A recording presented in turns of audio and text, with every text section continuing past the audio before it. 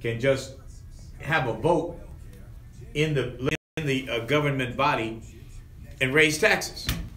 I mean, I know there's a movement that would say that if you want your property tax raised, then there's going to have to be a vote for it.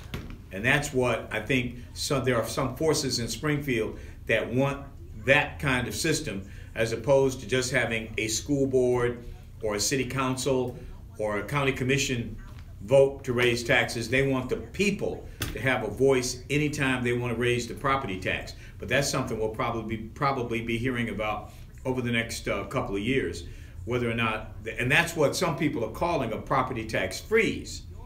Not that you would never have an increase, it's just that if you do have an increase, you got to take it to the people for a vote.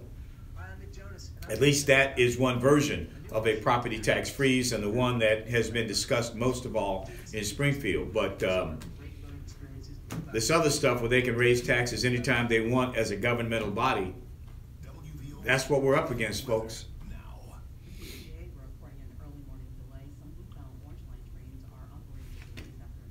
All right, y'all. YouTube is back up too. Facebook Live.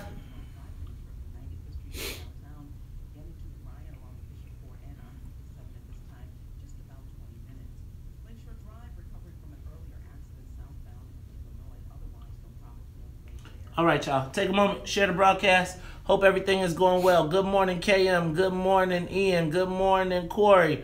What up, Denise? What up, Nanette? What up, KM? What up, Amina? What up, Melvin Griffin? Corey Mack? What up, Nate? What up, Rod Crowder? What up, WJ? What up, Clifton? What up, Tamiko? What up, Corey Mack all the way in Peoria? What up, Natasha Neptune? Sharon Lyles? Renee Scott? What up, Dennis Evans? Corey, I got you. John Rembert, the Cubs suck.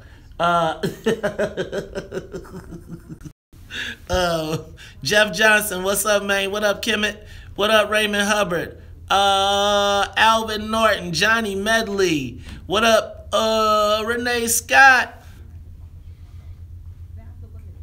Yeah, I do got a 40-ounce pen. What up, DS? What up, Alvin? What up, Jan Austin? What up, Remy Steele Ramsey? What up, Big Brother Kang? What? All right, ready, y'all?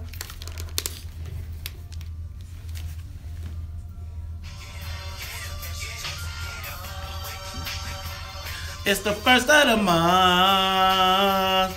So everyone say, get up. It's the first of the month. Ladies and gentlemen, you are tuned in to the Talk of Chicago, 1690 AM. I'm your host, Maze Jackson. Got my main man, Charles Thomas, in the building. And Charles, it is officially, December 1st is officially Emancipation Poplimation Day.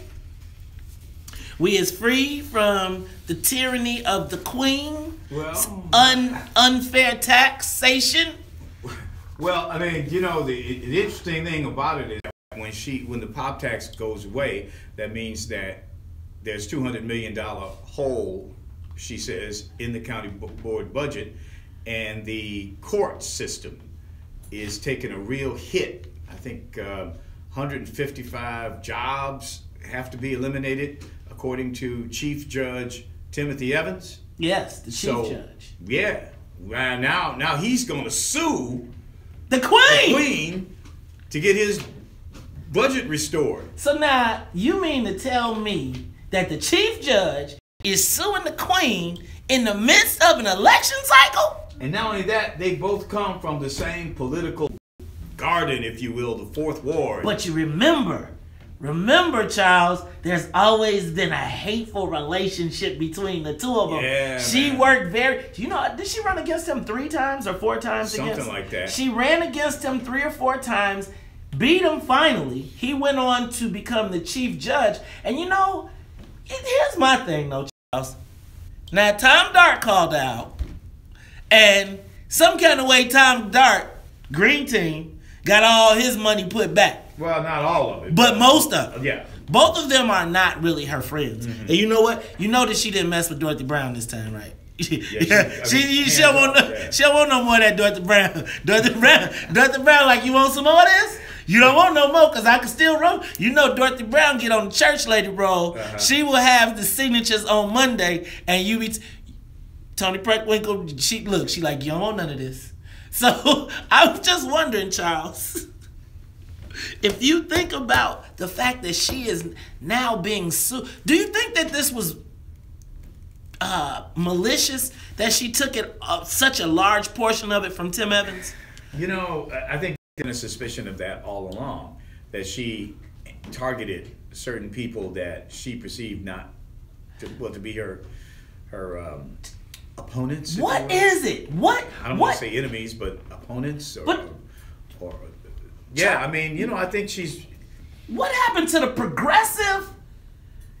Good. You remember the person that used to be in city council that would be the person that was like, you knew was the stalwart for the common man, or at least the Chicago, you know, the University of Chicago kind of common man. The progressives. The progressives. And it just seems like she has become a machine boss. She said Joe Barrios. Would you say?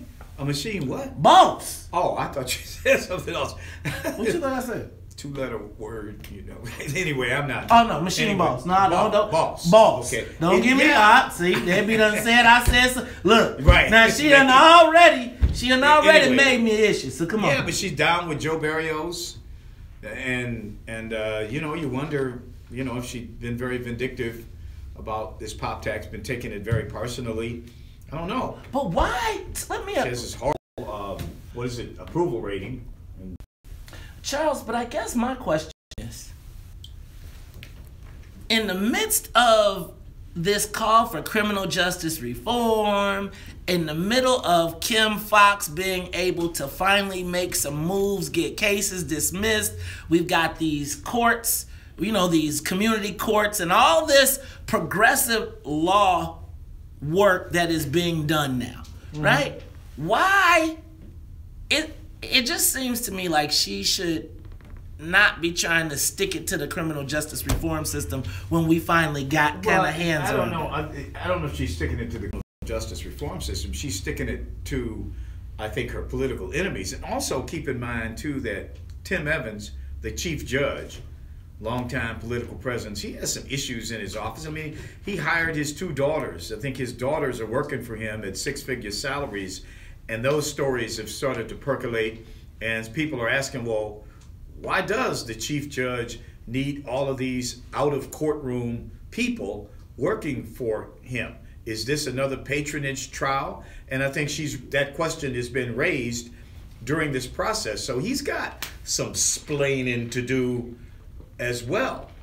You see what I mean? So let's not just dog out the queen here, because she's basically pointing out some issues within his office when she proposes these cuts. Okay, so I would say that I think that we gotta watch how this plays out. I just don't know why people keep creating enemies during election time. It just doesn't seem like a lawsuit during. But think about it though, Maze. All of these sitting politicians, particularly here in Cook County, they don't offer any solutions to anything. I mean, I can't. All they do is fight each other and do all this kind of stuff. But where's the program to stop people from pulling up and leaving here? Ask Luis Gutierrez, cause he recruiting, man. Well, he bringing it all together. But Charles, speaking of programs, man, I don't know if you saw the cover of the Sun-Times, which I got some issues with Sun-Times, but they pointed out, and I was listening to the news yesterday, and everybody was talking about how the stock market had hit a record high. Now, I know I'm not a big stock market guy. You know, I had a little 401k, but it got me. They were talking about how the economy has boomed under Trump, and it got me to thinking, right? We've heard all the negative stuff. Unemployment at an all-time low. Right. Mm-hmm. So you've seen the economy boom under Donald Trump, but we also see all of the negative rhetoric.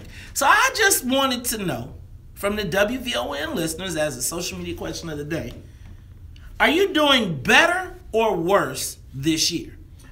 Good question, but I want to question your premise. Okay.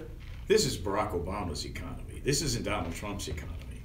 I mean, this is what Barack Obama left. And remember what Barack Obama inherited. Now, what Barack Obama has, his effect locally and nationally, I think are two different things. Nationally, This is his economy. These are the things he put in place that are bearing fruit today. This is not Donald Trump, who's been in office, what, 9, 10 months? Come on. I would tend to agree with you, but I guess my question is, especially when you look at certain economic indicators, it seems like you would think the world is falling down if you were to watch CNN or NBC, but then when you go to watch Bloomberg, it's like people are dancing and jumping. And I just want to know, practically, are you doing better or worse? It's pretty much close to the end of the year. What do you think? Are you doing better or worse? Not necessarily giving it to Trump, but are you doing it better or worse? Now, I also want to remind you all, don't forget the big senior breakfast tomorrow. You know WVON, we love the seniors. All right, we'll see you tomorrow at the House of Hope starting at 8 a.m., but we'll be back after news, traffic, and the weather. Live from the WVON newsroom, here's our news now. All right. So, when I ask this question, are you doing better or worse? What is your... Well, okay, Big Papa, but they can't be looking for Gutierrez. There ain't no presidential election right now. What are you talking about? They're looking for his signatures. All right, I got you. So, you know, my question is, are people doing better or worse economically? I think I would have expected the kind of people to not have confidence in the economy and that people would be pulling back. With everything that you see on the news, I always feel like the sky is falling all around the world. But then when you look and you say, okay, this is an all-time high. Now, a lot of people don't have stocks. I buy that. Some people 401ks. But even in just the practical application of life, how are you doing this year? Are things good, bad, worse, better, worse, the same? Just want to know, what are your thoughts? I'm still tripping off of yesterday's conversation over they must have set them middle class standards a long time ago, man. That's $40,000? Well, you know, keep in mind, man, you know, we in Chicago, we live in one of the most expensive economies in the country. The only thing in Chicago that will cost less than in New York City or LA or San Francisco is real estate.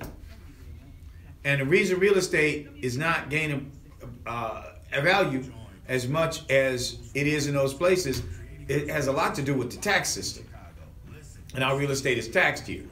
But man, if you go to New York and you went to Manhattan today, and you went there and you spent the day, bought breakfast, lunch, and dinner, did a little shopping, you wouldn't feel any pain because it costs the same here. It wouldn't be like, damn, it's expensive in New York. You wouldn't say that because it's just as expensive in Chicago.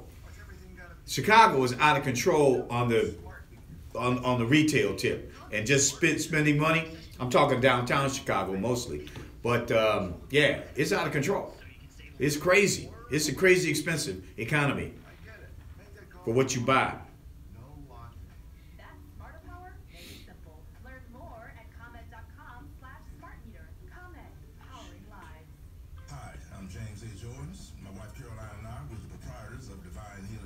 All right, y'all.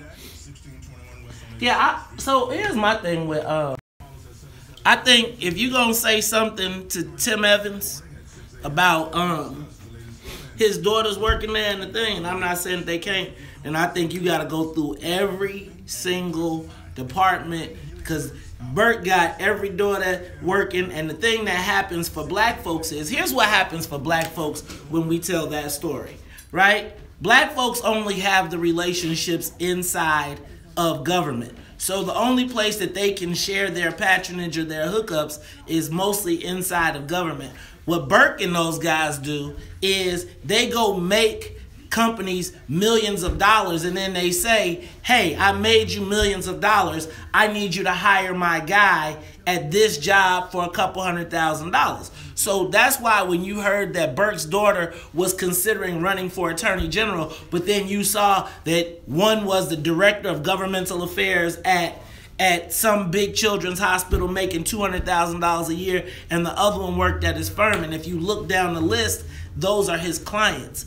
See, guys, it's like we can't necessarily shoot ourselves in the foot. We until we have the corporate relationships, we got to figure out this patronage stuff, because what they'll do is tell us, hey, none of our people qualified to be at the jobs that they got, and then they'll stick their friends and family in those spaces, right? So it's just, again, the balance of, again, you can take it all away because you don't like Tim Evans, but then when somebody else gets there who knows how to manage it properly, we've given it away. So I'm a fan of patronage. I ain't gonna even lie. I think patronage was a great thing. And I think that it was an easy way to chop up who got what. You get the votes, you get what your votes equal in jobs, contracts, and opportunities. At least there was a measurable standard. Right now, there's nothing. So it's just like, oh, he ain't qualified, so you just don't get the opportunity.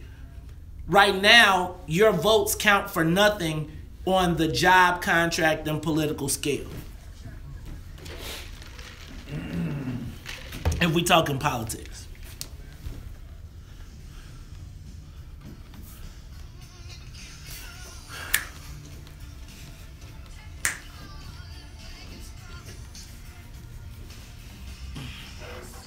The best!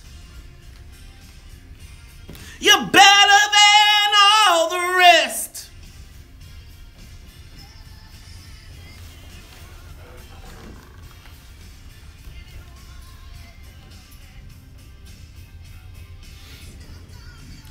Ladies and gentlemen, you are tuned in to the Talk Chicago 1690 AM. I'm your host, Maze Jackson. Got my main man, Charles Thomas, in the building, and we are talking, how you doing this year? You know, Charles, it's the 1st of December. You had about 11 months to look back. You know, I look at the paper, they tell me, I look at the news, they tell me that the economy is booming. I just heard you say we're at the lowest unemployment. Did you say? That's what the statistics say. That say we're at full employment because we're less than 5%. When you're less than 5% unemployment rate, they call that full employment, because there's going to be a number of people who just aren't going to be working for whatever reason. But Maze, this is the tale. You heard the overworked phrase, a tale of two cities. This is a tale of two countries. I mean, yeah. The indicators and the people who hold stock and who hold real estate, yeah, they're doing fine. But other people, and it's a lot of them, maybe even more, are not. And you know, an interesting thing, I used to have to go back and forth between Chicago and Springfield. Once you get below or south of I-80 and look at those little towns in Illinois, mostly white towns, man, it looks like a white folks version of the hood, man. They don't have jobs. They don't have any future. Accounts are dying, and people are poor, man. White folks downstate in these little towns, man, and the towns are emptying out because the young people are leaving because there's nothing for them to do there. And I don't know where they're going, if they're going to the city or going to other states or whatever, but man, it's frightening to see what's happening to white folks down there. And that's a big reason that Donald Trump was able to win, because he was appealing to those broke white folks, so-called, as Hillary Clinton, what's she call them? The deplorables? Yeah. I wanted you to say it. and man, you know, it's something going on in this haves and have-nots piece where the middle is disappearing. You know, we talked about what's middle class less a couple of days ago. Well, that middle is totally disappearing, and it's disappearing for poor white folks the way it's happening in the cities for black folks. So I get it. So I guess what I'm trying to understand, and I agree, tale of two cities, tale of two countries. How you doing? Are you doing better or worse this year? Man, I just retired this year, so I'm kind of like in a new space.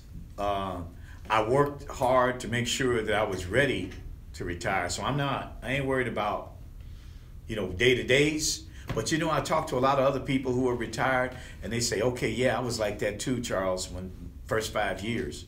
Then that second 5 years, I started to have to really things started to have to really kick in, and I had to do things differently. I heard that just from a guy yesterday who's working at the grocery store now because he retired from AT&T 5 years ago. Now he says he's got to go back to work at Mariano's because, hey. But how you doing? Right now I'm doing fine. Okay. Right now I'm doing fine. I can't say I'm doing better because I'm in a whole different space now. But right. I'm doing fine. I'm not worried about anything right now. Yeah. And I have a wife. That works. I'm not a big stock market guy. I do have a 401k, and my 401k it kind of did. It's doing better this year, and I would say that I've done better economically this year. It does seem to me that there seems to be just a lot of prosperity. It just doesn't seem to reach all the way out. Like I feel, and I don't know, I feel like, some of you, how you doing? Annette, how you doing? Have you done better this year? I mean, whether it's, financially, economically. Ron, what do you think? You're on the Talk of Chicago, 1690 AM. I'm doing better. I'm like you, Mays. I have a 401 and another state. But here's three real quick point. Charles, when you talked about the unemployment rate, it does not include people who just totally give it up. That just counts people who are actively looking. It does not take a lot of them that are no longer looking. And then secondly, if this economy is so good, as they say, then why are we having a tax cut, which would put us in a deficit? Because their reason is that it's going to spur economic growth. How much more can the what I'm saying, the economy get better? Then lastly, what you all have to look at when they're talking about jobs, what we have to look at is wages. Wages have been stagnant. So overall, the economy is better for people like you all said who have stocks and stuff. But when you look at jobs, wage earners, their wages have been stagnated. And then last, I'll go real quick. Then we got to look at it from a national and a state and local. Illinois is still devastated by these taxes. So I don't think in Illinois and Chicago, generally, people are probably doing better. Those are my comments. But Ron, wait, Ron. So yeah. Wait, did you say you were, but I thought you opened up with saying you were doing better. I'm doing better, and I'm sure a few people are doing better. But when you look at the total aggregate, I don't think a lot of people. And certainly, I'm a person that's a very fiscal conservative type of person. So certainly, I'm going to try to do okay, regardless of policies with the president. But generally speaking, I'm not going to make an assessment over the economy just based on that joke. I know a lot of people who are struggling. Thanks, Ron. Let me make. He makes an excellent point about Illinois. Illinois is an aberration as it relates to the rest of the country. Illinois is lagging behind in the recovery. I'm not trying to be negative either. Those are what the numbers say. Again, we go back to talking about it all the time. We have the highest black unemployment rate in the country. How do we get worse in that category than Mississippi, and Alabama, ain't Louisiana, and we don't even have cotton up here. Right. And why is everybody leaving here and going south? Going there. What's going on here? Why are we not doing more of what they're doing here? I don't know. I don't have the answer. And a lot of it's tied up in politics. I get that. But Illinois is a bad place to really ask the question, particularly when we think about it on a national level. So, Charles, let me ask you a question. Do you think black folks are doing better on a national level? Yes. We just saw that story out of New York City where people are into like $1 billion worth of contracts. I don't know. You probably it was $1 billion. Yeah. De Blasio ensured that there was $1 billion in black business contracting in his first term. Right, and we saw that story out of Atlanta when we talked about the election down there and all these black companies that were getting behind one candidate or another, and we go, whoa, all those black companies? No, we are not doing well here, particularly black people in Illinois in terms of public contracting, jobs, and all the other economic indicators. You talk about the 16. The 16 economic indicators that we're Charles, why is Illinois so bad for black? Again, this is what I don't understand because, and you know, people say you always talk about politics, right? And you know, equate it all to politics, but it seems like there is this there is an understanding everywhere else that you need to make sure that there is a thriving black business community, right? And here it seems like we've just economy's out there, man. And I was talking to y'all last week about having gone out to breakfast and having to spend $40 for downtown Chicago. $40 for two people to have basically bacon and eggs. And man, I said, this is ridiculous. But then, you know, I can go to another city. I could go to St. Louis, and the same thing will cost me $20, $25. You're like, well, what happened? What's so different about bacon and eggs in Chicago and bacon and eggs in St. Louis? I get it. It's, you know, a smaller city. But at the same time, you get a sense of just how expensive Chicago has become. And I mean, a lot of people, we got into this yesterday. I don't want to get into it again. But man, people are leaving the city. They're leaving the city by the droves because they cannot afford it here.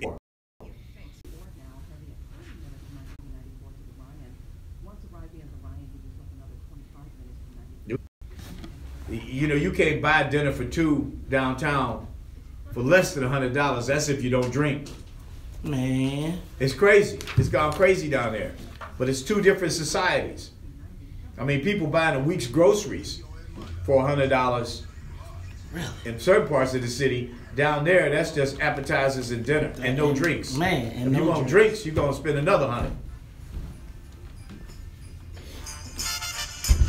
Is it that time already?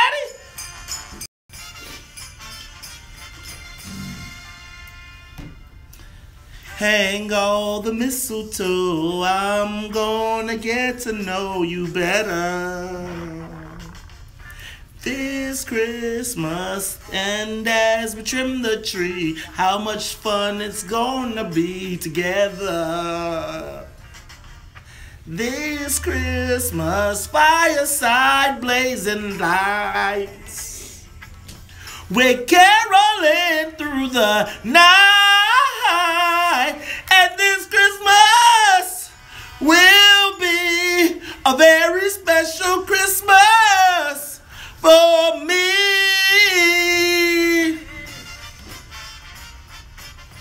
You are tuned into the Talk of Chicago, 1690 AM. Is it that time already? Is it jingle bell? Man, it's December 1st. Man, where did the time go, Charles? You know what? This year, once again, flew by. You know how I was gonna say, you know how your parents used to tell you. Maybe they told you the same thing.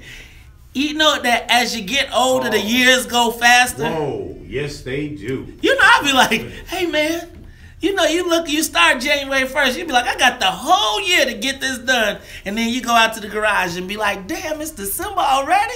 I still got the...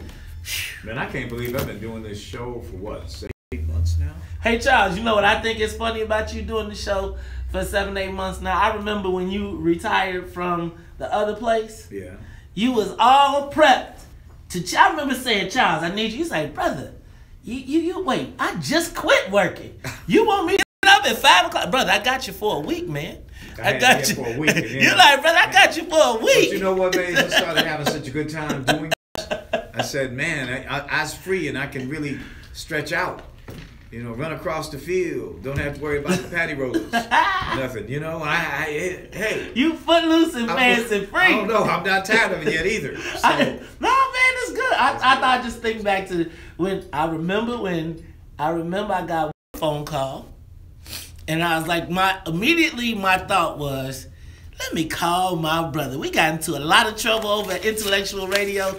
Let's see if we can get in a little bit more trouble right here at what is now the big station. And guess what, y'all? Big station. And guess what? we found out how to get in more trouble. And we are still at it. Ladies and gentlemen, it is the WVON Morning Show. Cannot tell you how happy I am to be here. So happy. You know what? Shout out to my girl, Sonia Escobar, who has 100% bought into the team. Came in here bags full of pop this morning. Because, you know, Charles, when you leave out at 3:30 in the morning, it's kind of hard to, you know, some of the place you can stop on the way here. You're like, maybe not. Yeah, that was a good idea. They got that slot. That slot, and it be the guy. Sonia Escobar came in here, and she was like, look, y'all, it's tax-free pop. If I got to pay for it, we still had to pay for the tax on the bag. The bag tax is next. But, Charles, are you doing better this year? Let's ask the WVON listeners. Joy, you on the Talk Chicago 1690. Are you doing better this year? This you, Joy, you gonna miss your time to shine. I think she's trying to shine, but I think she's... Well, she missed it. All right. Billy, you on the Talk Chicago. Are you doing better or worse this year? Okay, first of all, number one, good morning. Good morning. Okay, you know what? I'm not doing no worse than I've been doing, but because I'm a fighter and I'm a survivor. But what I'm concerned is not about me, it's about my people that are not doing well. And the problem is because we are so concerned about me, and we forget about our own people. And, you know, because everybody's all about me, you know, and we don't have time to reach out to our others that are not doing well. So that's my comment. Thank you. We need to get it together. Thank you, Billy. I think that's part of, you know, I think when you think about cities like New York being able to get $1 billion in black contracting done in 4 years, and we don't, and we're not able to do that here in Illinois with the most black elected officials in the country, you gotta understand, you gotta wonder who's really looking out for us, right? We can only do so much talking on the radio and raising awareness to the issues, but there has to be a mindset, a mentality change that says we're not just gonna keep on accepting nothing. Let's go to William. You're on the Talk of Chicago. Hey guys, Ray Charles, how you doing? All right. Charles, thank you for that footnote about Toby handing us over to your boy, Ron. Appreciate that. We need more of that. But, you know, look, guys, I travel the country, right? And I see things. And this situation about the economy, you know, all over this country, big skyscrapers are still going up. Downtown is being inundated with so much building out there, it's pathetic. So where is that coming from? It's coming from people with money. And why are they building these housing units downtown and these skyscrapers? They're building them for people that have money, right? So clearly to me, that alone, just on that point, says to me that people with money got money. So yeah, of course they're doing better. The young lady called earlier before me. I agree with her totally. We have to start saying, are we doing better? Because, you know, we're all together, guys. Guys, and comment on that a little bit. I appreciate it. Thank you. Thank you, William. I appreciate it. Wayne, are we doing better? Are you doing better or worse this year? I'm doing okay. We are still working. So, but one of the things we got to keep in mind is this ain't nothing new. We keep acting like this brand new to us. This ain't the first time we've had the struggle. This ain't the first time we've had to do and make some stuff happen. And what we got to do is put ourselves in better position to be able to meet the job market. You can't just decide that you're not going to train, you'll get any other training, or get anything else to meet the demand. Right now, they're saying nobody's here thinking about windmills or anything like that. Nobody's even investing or thinking about that. We got to be thinking about what's coming up. The future. We got to think about that, though. Joy, you're on the Talk of Chicago. Joy, you're on the Talk of Chicago. Don't do it again. Oh, sorry. Good morning, young man. Good morning. I want to say that I absolutely love VON staff, the entire staff for one. But I want you to know that God is good. That's all I can say. God is good to me, and I just pray. So are you doing better or worse this year? Even more.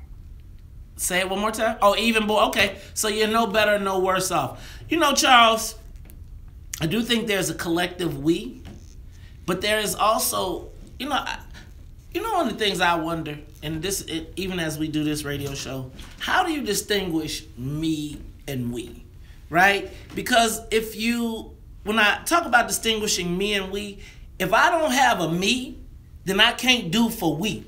And you know, I love that saying that you can be the change. And what happens to you or me has to be part of the change. It is an integral part of it. Ladies and gentlemen, it's the Talk Chicago 1690 AM. I'm your host, Mace Jackson. Charles Thomas will be back after news, traffic, and the weather. The Talk of Chicago and the voice of the nation. 1690 WVON, All right. Berwyn, Chicago. Go ahead. Man, I got good feedback yesterday on the Rhyme Father, y'all. On the phone call. I got great feedback yesterday on the voicemail.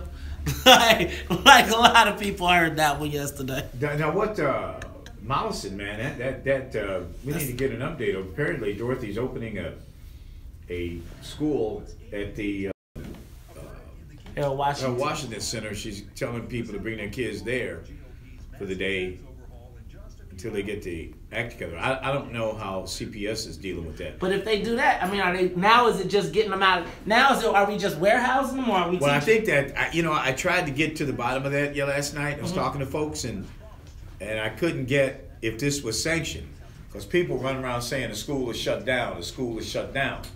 What's that? It's something in the paper today. Here. Yeah, there is, but I mean, it was very incomplete. Okay. So you got the camera. Yeah. Yeah, we probably need to get a call from somebody over there to find out exactly what's happening in Mollison today. I think we were supposed to have a CTU person coming in today. I don't know if they held to that, but we probably need to find out. We do need to find out what's going on over there because that's a huge issue. But this whole issue, but the schools. I mean, CTU had a press conference yesterday talking about how the district plans to close 4 high schools in Inglewood, but they don't have a new high school built yet. They're going to close 4 high schools in the fall of 2018, but they don't expect to have a new high school built to consolidate those 4 closures until 2019. So CTU is making the point that you are going to totally destabilize these four neighborhoods in Inglewood if you close all the schools without having a new one to reopen immediately. But my question becomes, how in the world do you do that? I mean, as taxpayers, we pay CPS people 6-figure salaries to figure something like that out. And they've had 5 years since 2013 when they announced the moratorium to figure that out. I mean, how do you let a community go or a neighborhood go for a whole year without any neighborhood high schools? And we're paying people $100,000, 6-figure salaries a year to figure that kind of stuff out. This is amazing.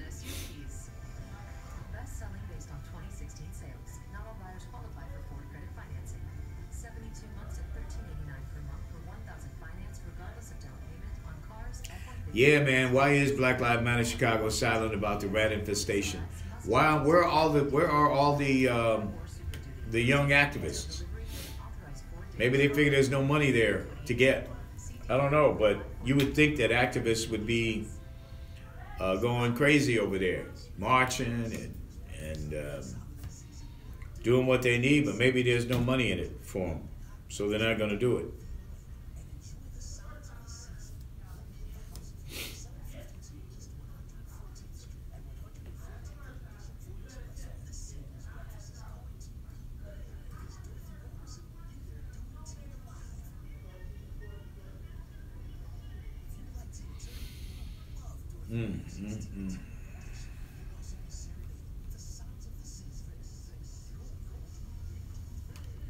I don't know, Inglewood, I'm telling you, man, Inglewood, because it's on the end of the Green Line over there, get you right downtown real fast.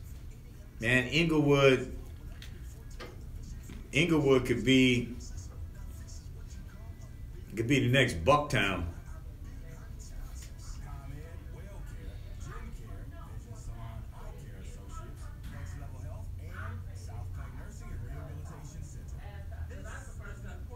Have we heard old Radell talk against? Did you know she was on Cliff yesterday? Oh, Miss Pat Dowell? Yes. No, they never tell us anything like They don't want to tell us that because you know they got to sneak in. Gotta, I would have called in like, "Excuse me, questions." But I don't know why the station, don't they understand it would be great radio to have that kind of communication going on within? They don't understand that would help this place grow, but they act like that everybody's working in a silo, and it's ridiculous, man. Well, I'm just saying, I wish I would have known Pat. I would have drove up here. I would have drove up here. If I would have known she was here, I would have drove up here. And be like, excuse me. So wait a minute, because she's like, she was giving CPS the benefit of the doubt. Hey, so we know you got your people watching. Why don't you just call in? Call into the WVON morning show. Come on, Alderman. We love to talk to you. All right, y'all. What's up? What up?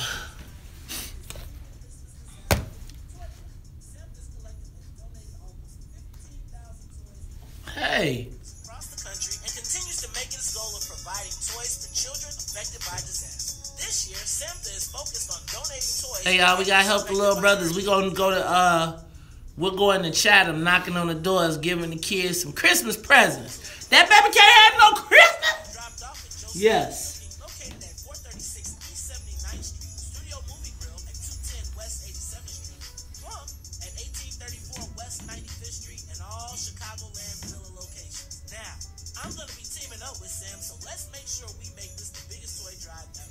But you know, when she does something like that, all that she does is just create a talking point. Yeah, I went on WVON, because she's not really talking to the same people.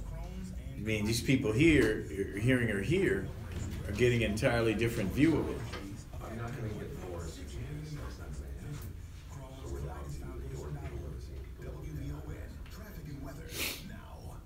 So we'll talk about it. Just let it happen. Okay. But we do want to know that answer, and I'm not finding it. Right. Was it sanctioned that CPS sent that? I think that's a real question. Pardon? Is the school closed? Did they say the school is now officially closed? The press conference I watched yesterday, it was a parent saying, we've arranged for this to happen for the kids to go to. But I don't think... No, there has been no... I don't think there's been any official notification that school is closed. I think this is just the school council and the Harold Washington Cultural Center are kind of getting together to place the kids someplace that's out of Rat's Way. Okay, so Pat Dow called on the school to be closed now. Is that in the paper? Yeah. And Forrest Claypool refused. Forrest Claypool refused? Yes. Well, that's the Reverend Doctor, you know. Because he knows that if he does that, people will call on these other schools that are rat infested in his district. And then he's going to have a problem. He's got 6, 7, 8, 9, 10 schools got to close in the middle of the year. You watch.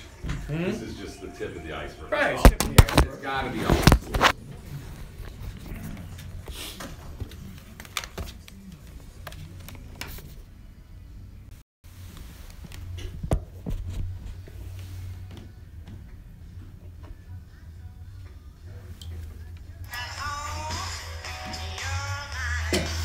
Is not your own. Your heart sweats.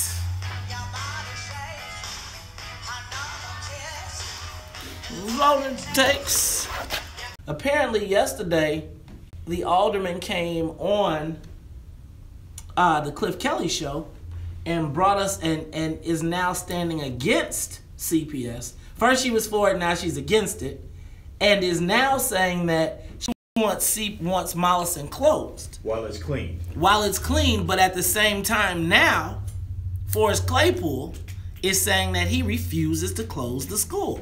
And you know, I don't know the detail of his explanation, but I have been told that should Mollison be closed, it will set a precedent for any number of other Chicago public schools on the quote-unquote south and west sides, black, that are rat infested would also have to be closed. And that's why they don't want to do that, because they don't want to set a precedent, because then you would have this chaotic situation of having to close many schools because of rat infestation. So Charles, I think they're running inside outside on us, right? I think that, you know, if you recall, just a couple days ago, there was, remember the alderman was in the school and the security and everybody, and they were fighting. And yesterday we watched the video of the people being physically barred from coming into the school, even though they were LSC members. And now all of a sudden, Forrest Claypool is against it. See, I think, you know, it's one of those things where it's like, okay, now you know I'm getting, you know how they do it, right, Charles? They call you up and say, look, you know you ain't never going to be popular on this side of town. So I'm going to go ahead and take a whack at you. And I'm going to stand up and I'm going to wave my finger. And I'm going to say, but you do what you got to do. And then I'll be with the people, right? Now, in the meantime, they're saying that the children are being... So I want to understand this, because I heard that the kids were supposed to go to Harold Washington Cultural Center, but I didn't hear that from CPS. So now, who's in charge here? Who should we be listening to? Where are the kids? Are the kids still expected to go to the rat-infested school? Are they expected to go to the Harold Washington Cultural Center? Who sanctioned it? And will the kids be in trouble if they go to the wrong school for the wrong... Because, you know, I was one of those nerds that always wanted perfect attendance. So I just want to know about my perfect attendance, too. Who's running the show here, Charles? Nobody seems to know. And I think that's one of the big problems, that the administration at CPS has totally dropped the ball on this one.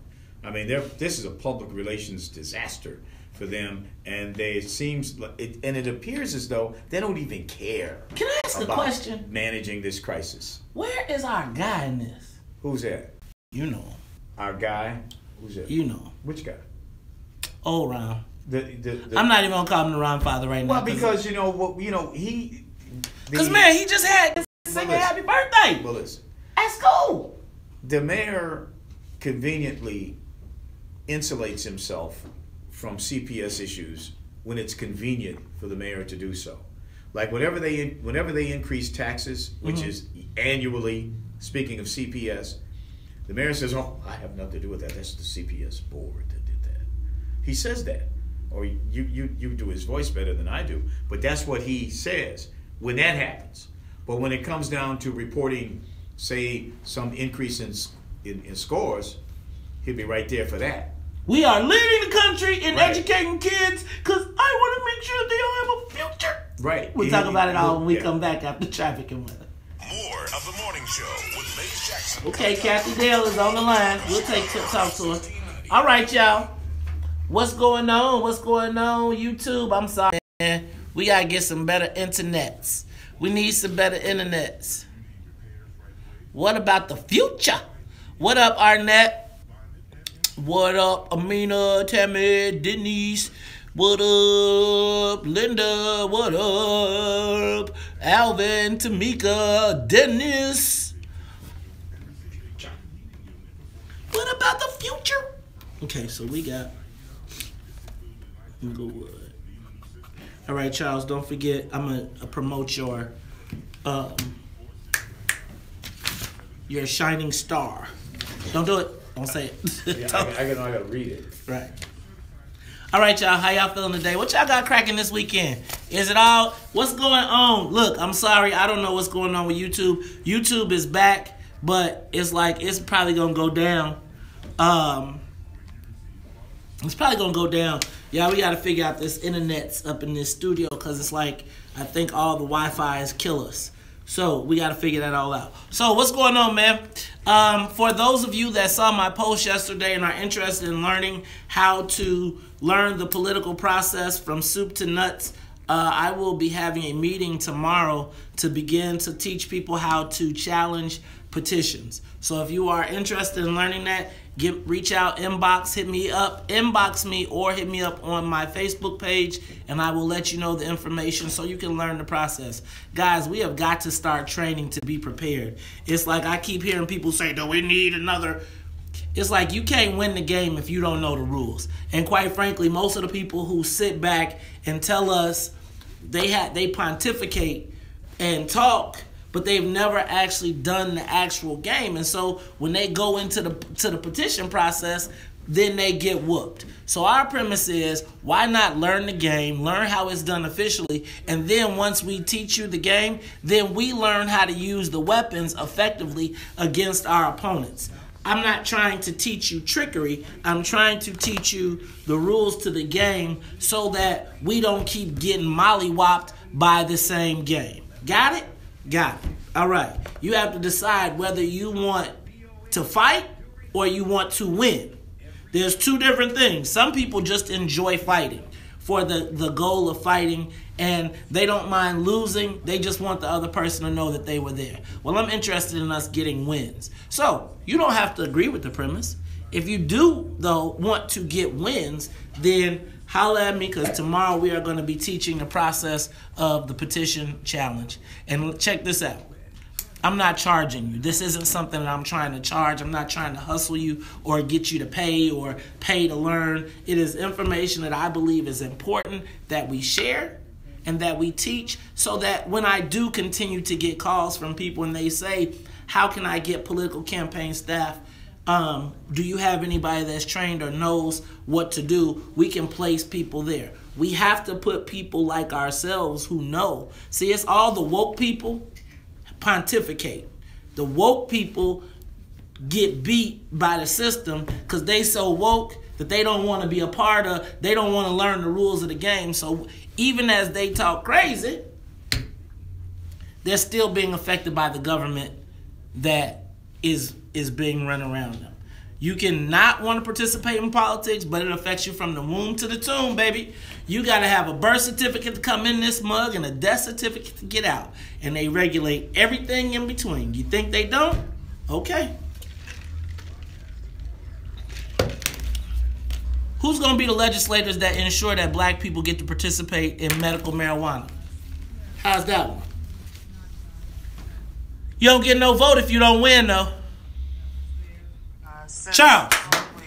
Late October. Listen. It looked like they, just before Thanksgiving, they had done some good work to basically trap the mice and catch them on glue sticks, put them in the little traps, and the numbers had gone down, but they hadn't started cleaning the school. And you know, anytime you have mice droppings around, that can help start asthma or make a child sick. So it was important to me that CPS cleaned up the school. So they had Wednesday, Thanksgiving, Friday, Saturday, and Sunday to clean up the school. So, you know, and I saw them. I lived near the school, and I could see that they were spending time there, and people were coming in and going out. And then on Monday, we did a walk around with the Department of Health inspector, and she failed the school. So, you know. That was on Monday. That was on Monday.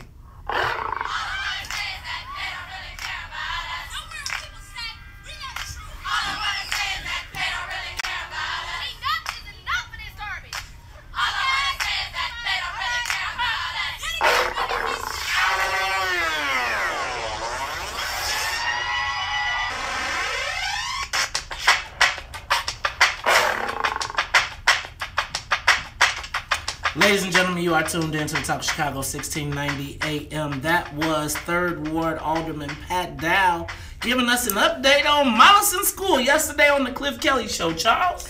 I found it very interesting that, you know, she's a rodentologist. Now she's saying these rodentologist? Yes, she says these are mice droppings.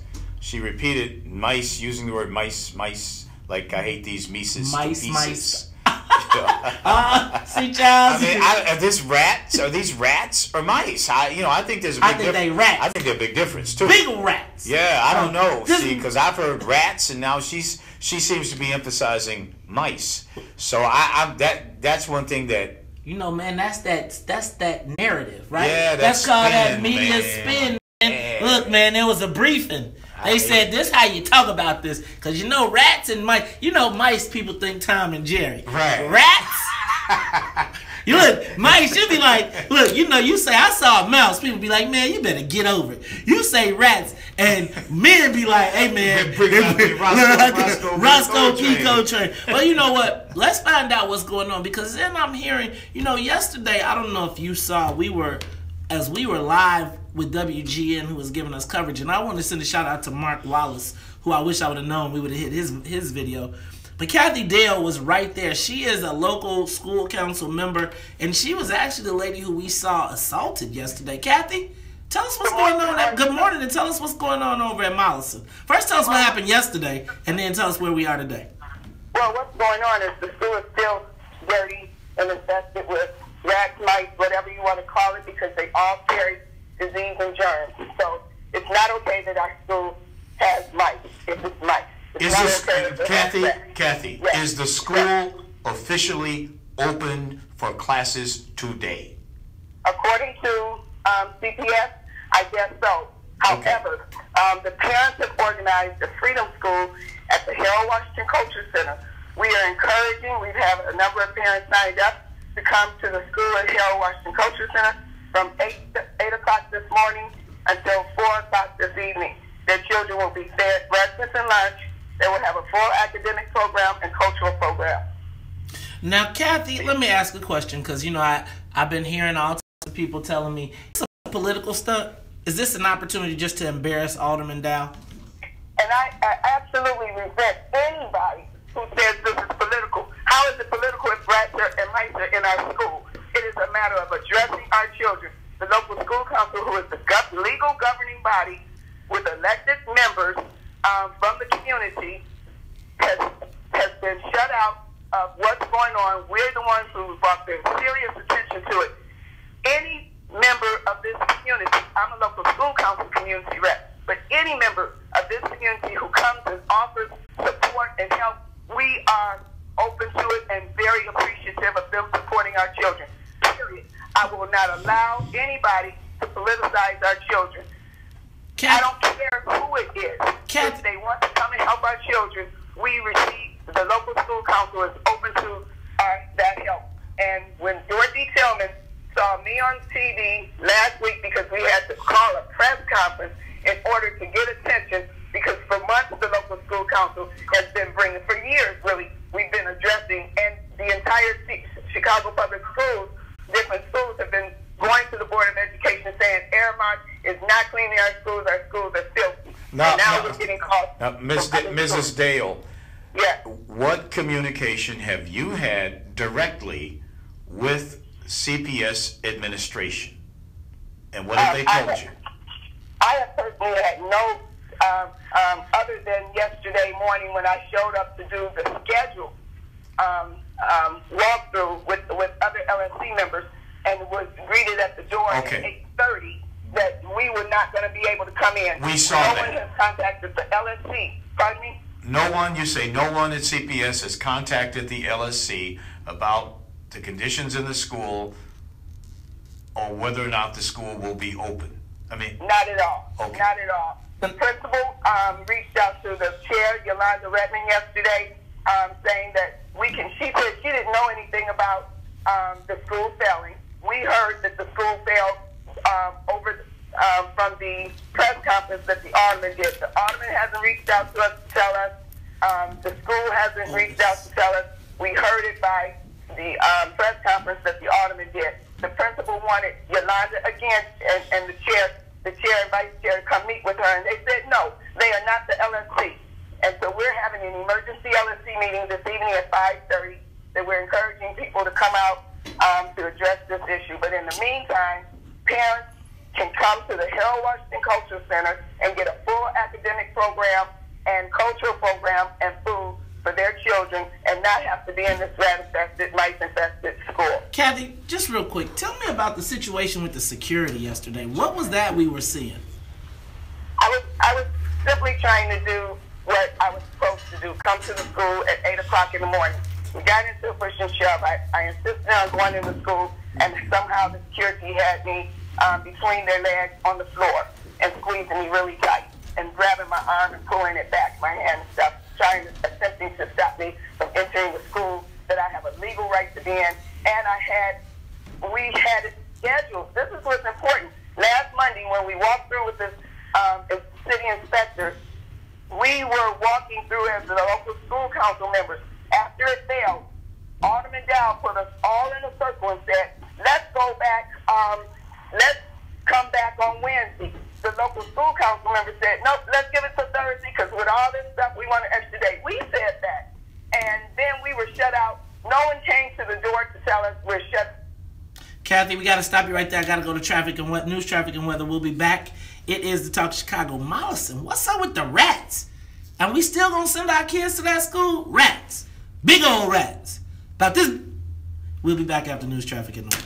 Live from the WVON. Big O. My people. Yeah. What's up, man? Man, I can't complain. How you feeling, brother? Just had to stand out there in the cold for a little while. See, look. We got to work out another system. Look.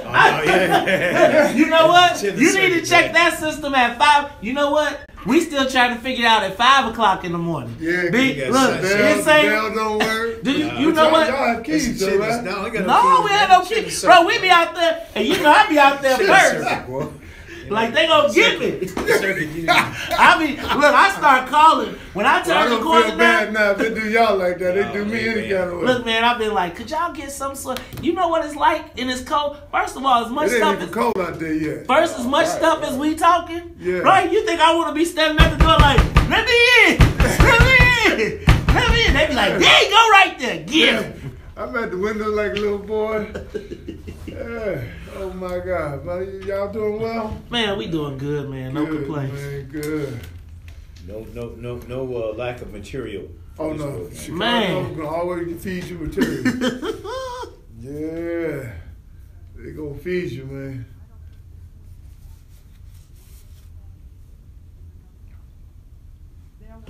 Big O, you heard the story. You know the story about the rats at Mollison? Oh, I've been monitoring that. I keep up with that. So what? You know, we'll talk about that. We'll bring that in. Hey, man.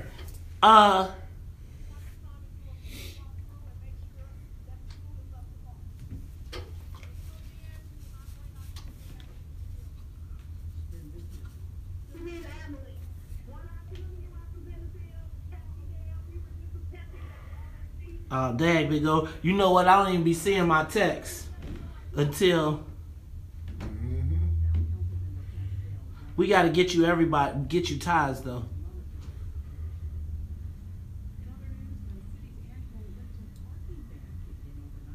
Man, we got to remember that. The parking ban. That is a mud. Have you ever had your car towed on the parking ban? That's some on the December 1? Do you know how much drama it takes to get your car out there? Is that starting today? Yeah. Yes, it starts today. It started last night at midnight, and they was out. Like at 12:01. Oh, they out there. And I was like, it ain't no damn snow. Why y'all telling people it ain't no snow? Right? It ain't no snow. Look, you just saw. Look, I live on right by the United Center. My dude, I promise you. 12 o'clock and 1 second, them lights was going, they was rolling. Like, oh, we gonna get this revenue back. We gonna get this revenue back. Plus a car. $230, but that means to get it out, you gotta pay everything. Right? That you may have backed up? Bro. Everything. Bro, and they be like, did you pay your water bill? Right? Oh, water bill too? Nah, they won't get your water bill. But I'm gonna tell you what. Look, and then it'd be crazy because then the city, like, they be like, they hit you for every ticket on every car you've ever had, not that car, right? So I was like, wait, look, fell asleep one day, had parked in the front, fell asleep, got a garage, that's why I was parking back there. Man, I come outside, you know, you wake up like, oh, damn. And you run outside and you like, please God, please God, please God. And then you come out and it's gone. And you be like, oh. So then I went over to the lot. You go over to the lot. They'll let you in to go get your stuff out. You can look. But then this is what you see.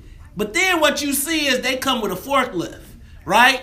And they moving your car with a forklift. So now you got your bins up in the air, some dude rolling around, got your bin, right? In the air, you looking at it like, and he like, you like, that's my baby. Hey, dog, let me tell you, I'm never parking that car on the front, ever. Because I couldn't even imagine what that food... Dog, I had a person lose a car, man. He just like... They told it. He said, shit, I can't. You know what, though? Over here at Doty, bro, they had a great hustle. They would literally go look for luxury cars. Is this us? They would look for luxury cars, tow them, and then they had that quick claim program. You don't remember that? Daly's boy had the contract, and then if you didn't pay for your car within like 90 days, they could take it, sell it, and they was selling like, bro, you could have like any car, and you would still have to pay the car note, and they sold your car. And they was literally targeting, like, get that BMW, get that Benz, get that. You got the money. No, or you don't got the money. And then they like, you 90 days, because you know, it's a lot of brothers got cars, right? They be like, wait, you need how much? Give me some time to put that money together. But you come back 30, 60 days, your car is gone. They like, now you, because as you stay there, they keep compounding the fees, right? So now you at $100 and something a day for your car being there. So now that $1,000 bill is now $6,000. So you came with your $1,000. They like, oh no, homie, it's $6,000. Oh, and your clock is ticking because you only got 10 more days to come up with that, or else we sending your shit to the auction, and then somebody driving your car while you paying the car note on it. If that ain't the most gangster move ever, that was G. That's G. That is G. Al Capone. Remind me to share my experience with Anna Valencia with you. Okay. It's a good one. Al Capone. Hey, man. He was a G.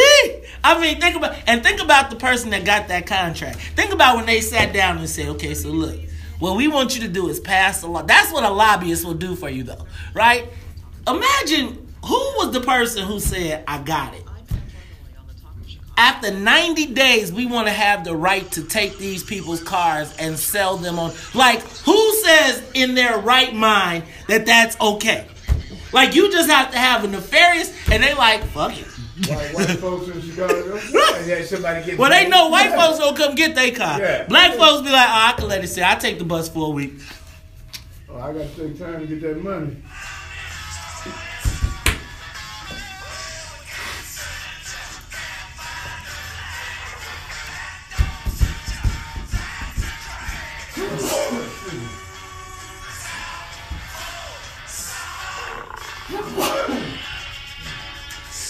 Ladies and gentlemen, you are tuned in to the Talk Chicago 1690 AM. I'm your host, Maze Jackson. Got my main man, Charles Thomas, in the building. And ladies and gentlemen, the Air Marshal has just landed on, well, not landed, because we was already in the air. But you know, the Air Marshal, he undercover.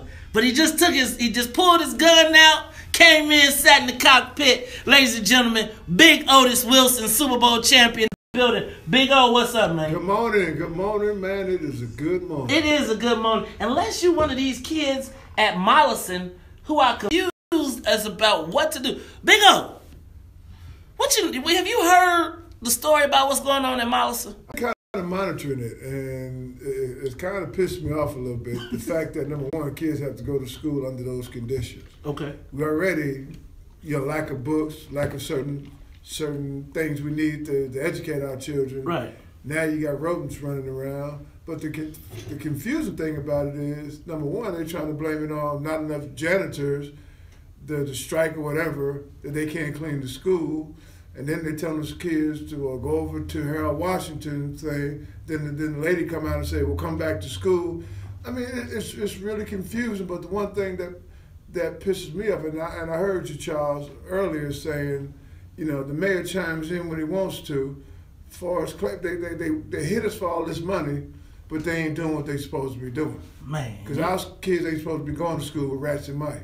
Exactly, man. That's not. And is that so hard for anybody to comprehend? I guess my question is like the lack of concern, right? Like again, if we knew, let me just tell you, let that be Becky. Becky let me think. Becky Wisniewski saying, my children are out here and there are mice in the schools.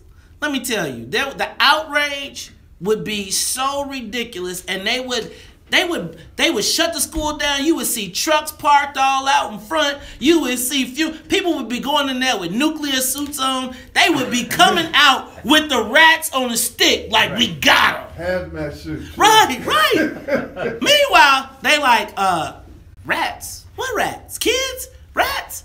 Yeah. It's ironic, too, because, you know, the good Reverend Doctor earlier this year was trying to make his points by saying that, you know, the state was treating black and brown children differently than they treat white children. When here we have a situation where black children clearly are being treated differently than white children under his watch. Yes. And that's why I think this program is, you know, dubbed him the good Reverend Doctor, because it's so ironic, hypocritical that he would say something 7 months ago and now he doesn't seem to really have any compassion at all for these children. Let's go to the phone lines. Johnny, you're on the top of Chicago. Johnny, wait, you know what's up, Johnny? My ribs, man. I got you always, man. I'm still waiting. Sign me up for the poli sci, and I'll bring some to that. My man, you are definitely welcome. Make sure you come to the What's in it for the Black People meeting on Tuesday, too. Okay. But go ahead, what you got, Johnny? It's real simple. Have you guys read the report? Just if we can get a copy of that report and paste it from the Chicago Department of Health. The school has failed twice, flat out failed. Feces everywhere in the food prep areas, large gaps that haven't been filled. Just disgusting. They're using milk crates as shelves. They say they need shelves in the refrigeration area. I mean, it's as crazy as it gets. And all you really have to say is, you know, where's the accountability? You need a medical professional and a chemist, really. Can you get Commissioner Carrie Steele to talk about feces and urine? Hey, man, you know what? Let's keep Carrie out of this one, because you know your girl already over there hating. So I'm going to hear from a medical professional. Seriously, though. You know what, Johnny? We've got to, and I'm with you on that. Who are the professionals here? Who should we be listening to? So I've got the parents. Respect to the parents.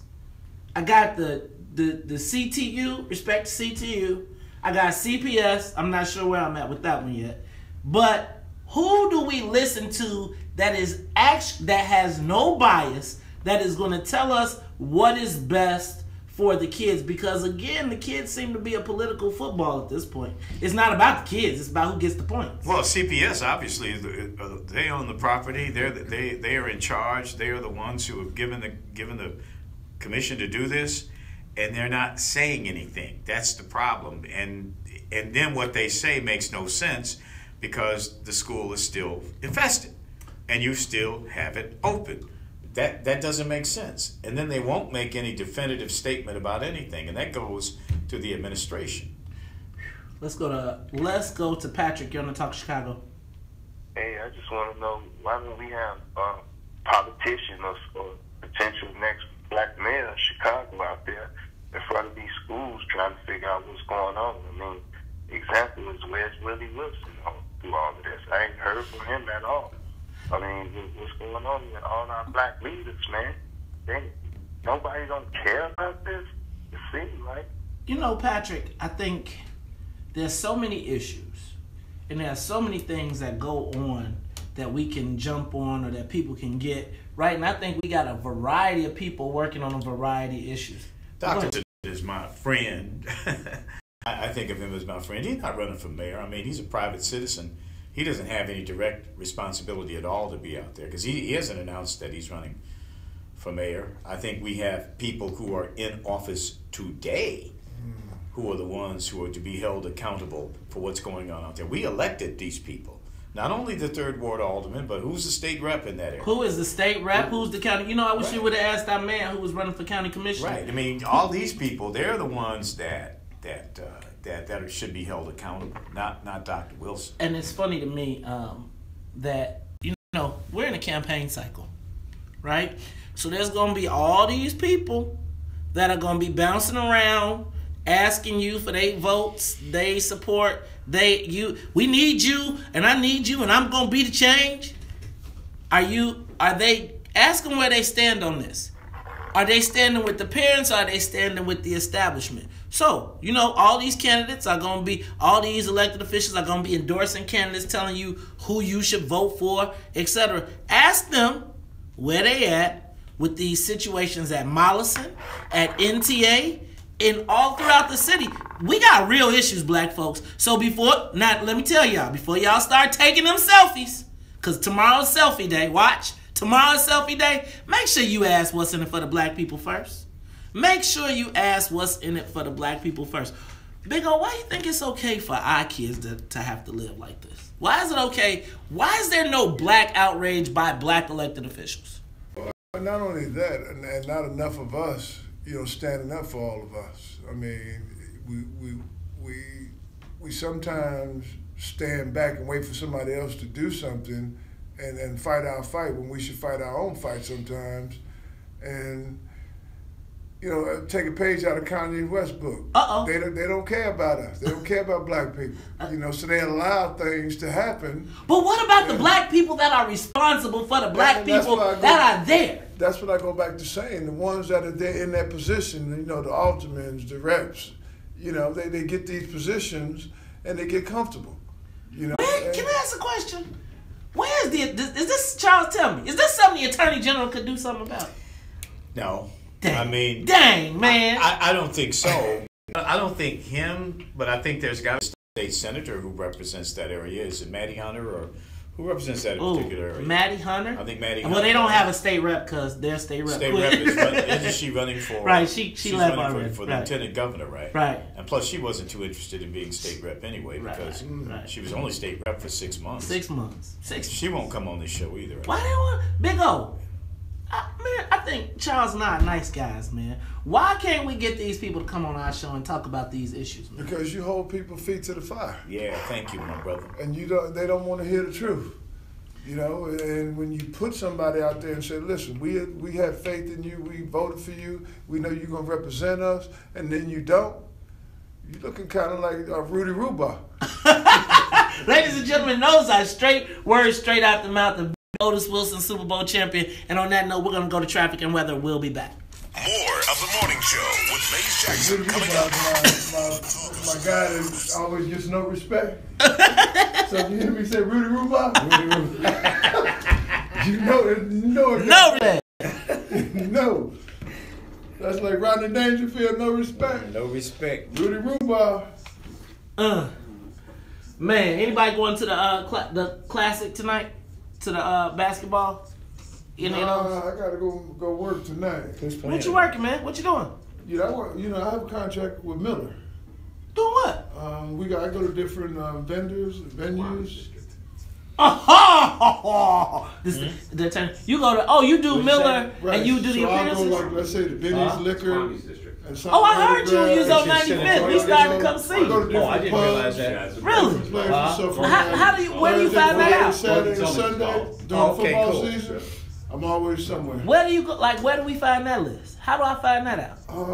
What I got to do to get you to come speak to my son's basketball team? Well, we can work that out. I just want you to come motivate him. And he over. Yeah, we can work that out. But we have to tail in because I only have like 3 left. Oh, I don't care. Let's clear that up the minute we come back. What? That is Kwame's district. Okay. Let's clear that up because I didn't want to. Slam Maddie. Put that on Maddie. Well, if you said that Maddie between you and I, she ain't no good. Oh, you on the camera. Well, she careful now. Let me tell you the story, man. Kwame and Cullerton, gave me $200,000. Okay. To my foundation. Okay. So we go through the, all the stuff. So I guess they had to go swing it through her. I only got 75 of it. So I can't stand her. When I see her, I'm like, where's the rest of my money? I supposed to have $200,000. We this and this. And I'm like, this ain't had nothing to do with you. They just sent it through you. Man, but you didn't. Man, I want to go Brownsville on her. He's like, go big old, man. I'm going to go to jail. I want to get that 75. I'm going to need that 75 for bail money. Yeah, man. I'm like, come on. Are you for real? y'all got me on this one. We gotta split it up here and there. I say no split up. Hey man, they didn't do that to the Latinos. Let me tell you, when the Latinos, actually they did, but they split up millions. So it was $120 million allocated to Latino schools, right? When the money came through, the Black Caucus all signed off on it. They just like, give them the $120 million. The Latinos was like, hell no, you ain't giving Uno all $120 million. And they basically was like, you gotta give something to this person. You gotta give. So Uno only wound up getting 112. Black folks let them get the whole thing, but then they gonna cut your joint. Right. They gave them 120 million, dog. I saw it happen. Saw it. They coming up, man. I'm telling you, they positioning themselves. Hey. All of them. What do you think about that? One step down. He learned right, man. That's the way you do it. That they learned it the Chicago way. Oh, Charles, so we gonna talk about that though at 8:00. What's that? The whole the Louis, the whole. Oh yeah, that's a good one, man. That's a good And one. then we got, you know what else we didn't think? You know what threw me off too? Soul Flores is in the race now. Who? Soul Flores. But that's Rhymes' girl. That's Rhymes' girl, but Soul is like 100%. Isn't she backed by Arroyo? Probably. Yeah, I think that's probably an Arroyo. Arroyo and them, I think. Arroyo's in a fight right now. Well, they're getting their comeuppance. Yes. They're trying to be new, and then he forms this new alliance with it's all types of. Plus Joe Moreno is filing. Right, but Proco. Leverage, man. Yeah, but M.R. Carlos, they ain't got the juice for any of this.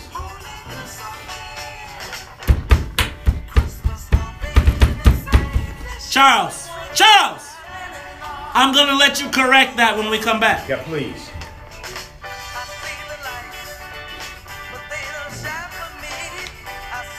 Ladies and gentlemen, you are tuned in to the Talk Chicago 1690 AM. I'm your host, Maze Jackson. Got my main man, Charles Thomas, in the building.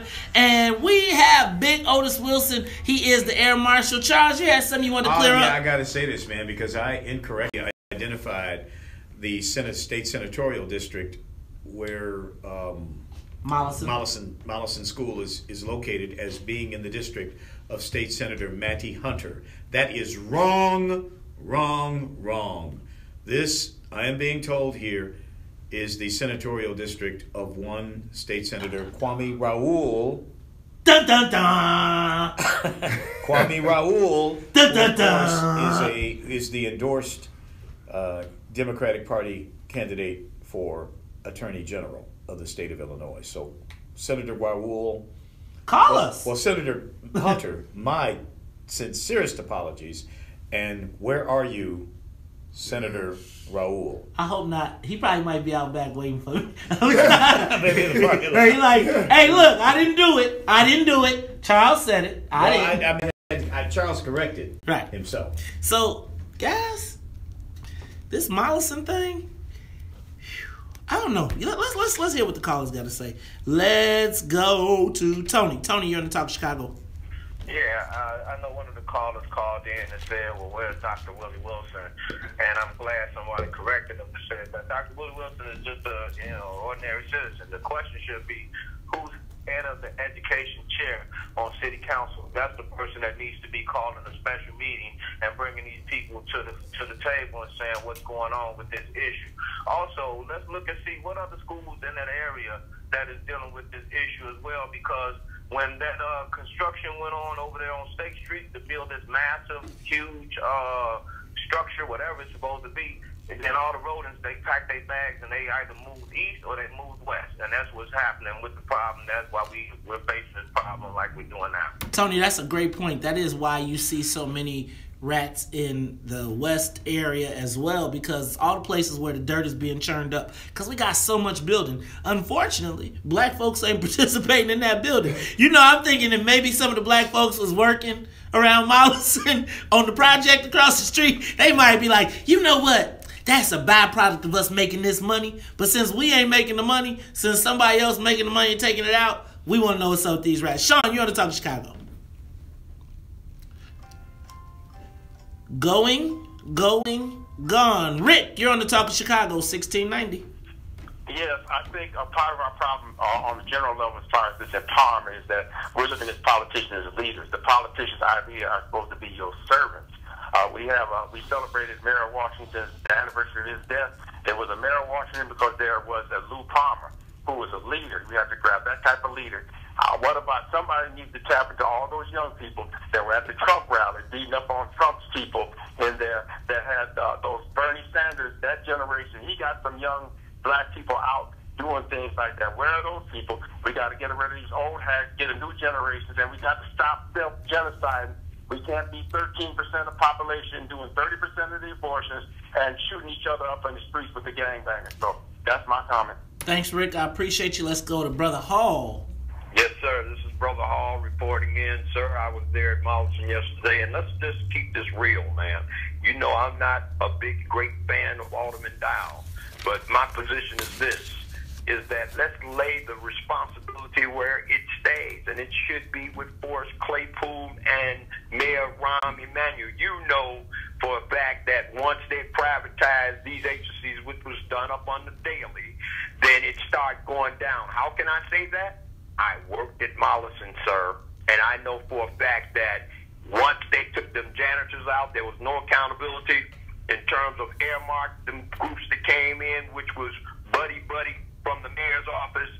There's no accountability. Where's all these people that's got these municipal plates riding around? You don't know if they the police or what, because they got in place and they riding around. We can't identify them. But every year you see these brand new cars and all of this. So I think if we're going to really, really trample and deal with this, let's get with the alderman on this. Since she says she asked Bill Forrest Claypool, can he close the school? And he said no. Let's circle the wagons around the alderman and hold her accountable that way. Let's figure out if we can get her to take care of NTA first. Hey, but I guess, you know, one of the things I think about with what's going on, and first of all, I appreciate you calling in, Brother Hall. I keep hearing the name of Aramark. Right? I keep hearing Aramark. I keep hearing about the privatization. You know how I think about my school custodian when I was growing up? And the school custodian was kind of like a part of the whole school, right? He was the guy that caught all the other stuff that the teachers didn't, and maybe he didn't give you detention. He pulled you to the side. But now you got these people that come in that have no connection to the school. And the schools are no longer part of, like, they're not communal. As we continue to push out these people. That building engineer, the school custodian, janitor. Hey, man, I can remember many days, whether it was you was getting ready to get into a fight or... Miss Dixon would grab you right. and say, hey, right. I'm going to tell your mother on you. And so, guys, when we look at this privatization, and I'm thinking, I'm okay with even private, but is there no black privatization in the neighborhood that would have a connection? Can we connect black folks? Go ahead, Charles. That would be good middle ground, because keep in mind, what's motivating a lot of the privatization, and this is fact, they don't have money to pay the engineers to be in the buildings full time because they need the money for the classroom. At least that's need the money for the pension. The bottom, there you go. Stop front, there man. You go. Stop front. That's what but the fact of the matter is, perhaps that would be a great middle ground to find locally connected people to do the privatization, because they don't have any money. Right. Bottom line, this all comes down to money and the fact that people are leaving Chicago, which keeps dropping the tax base. Taxing the tax base, which means you have to tax those who are left in the city more. This is. Man, but Charles, this is my thing. Crazy. In the vicinity of Mollison, there are black cleaning companies. There are black exterminators. There are black people who could put some love to this outsourcing to our kids. And maybe that's the way to do it. So, you know, while we giving out neighborhood opportunity grants, maybe we need to grow some businesses. Maybe that ain't construction, but extermination that we can grow and participate in this economy. Ladies and gentlemen, Mr. Talk Chicago. When we come back, it's 8 o'clock, Charles. Hey, man. I can't believe it's 8 o'clock. Hey, man, and I'm going to tell you, and we still ain't broke down this. Hey, man, the Latinoization of Illinois is still going down. And I done tell you some new stuff. And plus, you got some insights. It's Talk Chicago 1690. We'll be back. The Talk of Chicago and the I went long on that. Sorry, guys. Nah, but you're right, though, because I remember Miss Dixon, and I mean, these people took pride. That school was theirs. But can I tell you what? You knew when the floors was getting waxed. Hey man, the school custodian was literally like a third counselor, right? My house, yeah. The other thing too, man, I know in my neighborhood growing up, one of my best friends' father was a school custodian. And if you were acting up at school, or you was not doing your work, he would come back to the neighborhood and tell what was going on. He'd call your daddy up and say, hey man, your son is acting a fool. Or he knew what was going on the football team. He knew what was going on. He knew stuff. And he came back to the neighborhood and told people what was going on, man. He was like one of the leading guys in the neighborhood, and he was a school custodian. My mother taught Miss Dixon. Smack him in his head. Hey, man, he don't act school right. custodian, I mean, I just think that school, as I know it, is just different. Because I felt like school was, man, it was all encompassing, and everybody had a role. And I just feel like every school janitor that I ever had took pride in that school. Took pride in being like, this is my building. And I got from the floors clean, boy, they would be like, don't you... And now it's like you said, they privatize it, they want to put somebody in it, don't mean nothing. It's just putting people in there, and they just doing whatever job they're going to do. And man, I'm telling you, we need to make some of these. Oh, I just got a text that tells me that Howard Brookins is running regardless.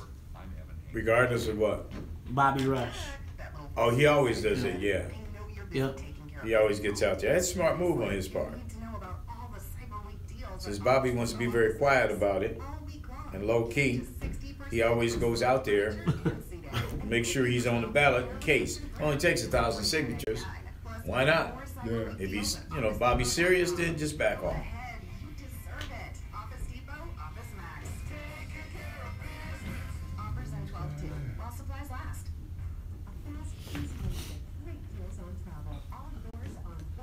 So I'm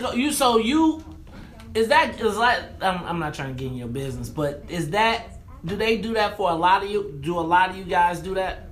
Well, it's me, Tom Thayer, Kevin Butler. All together?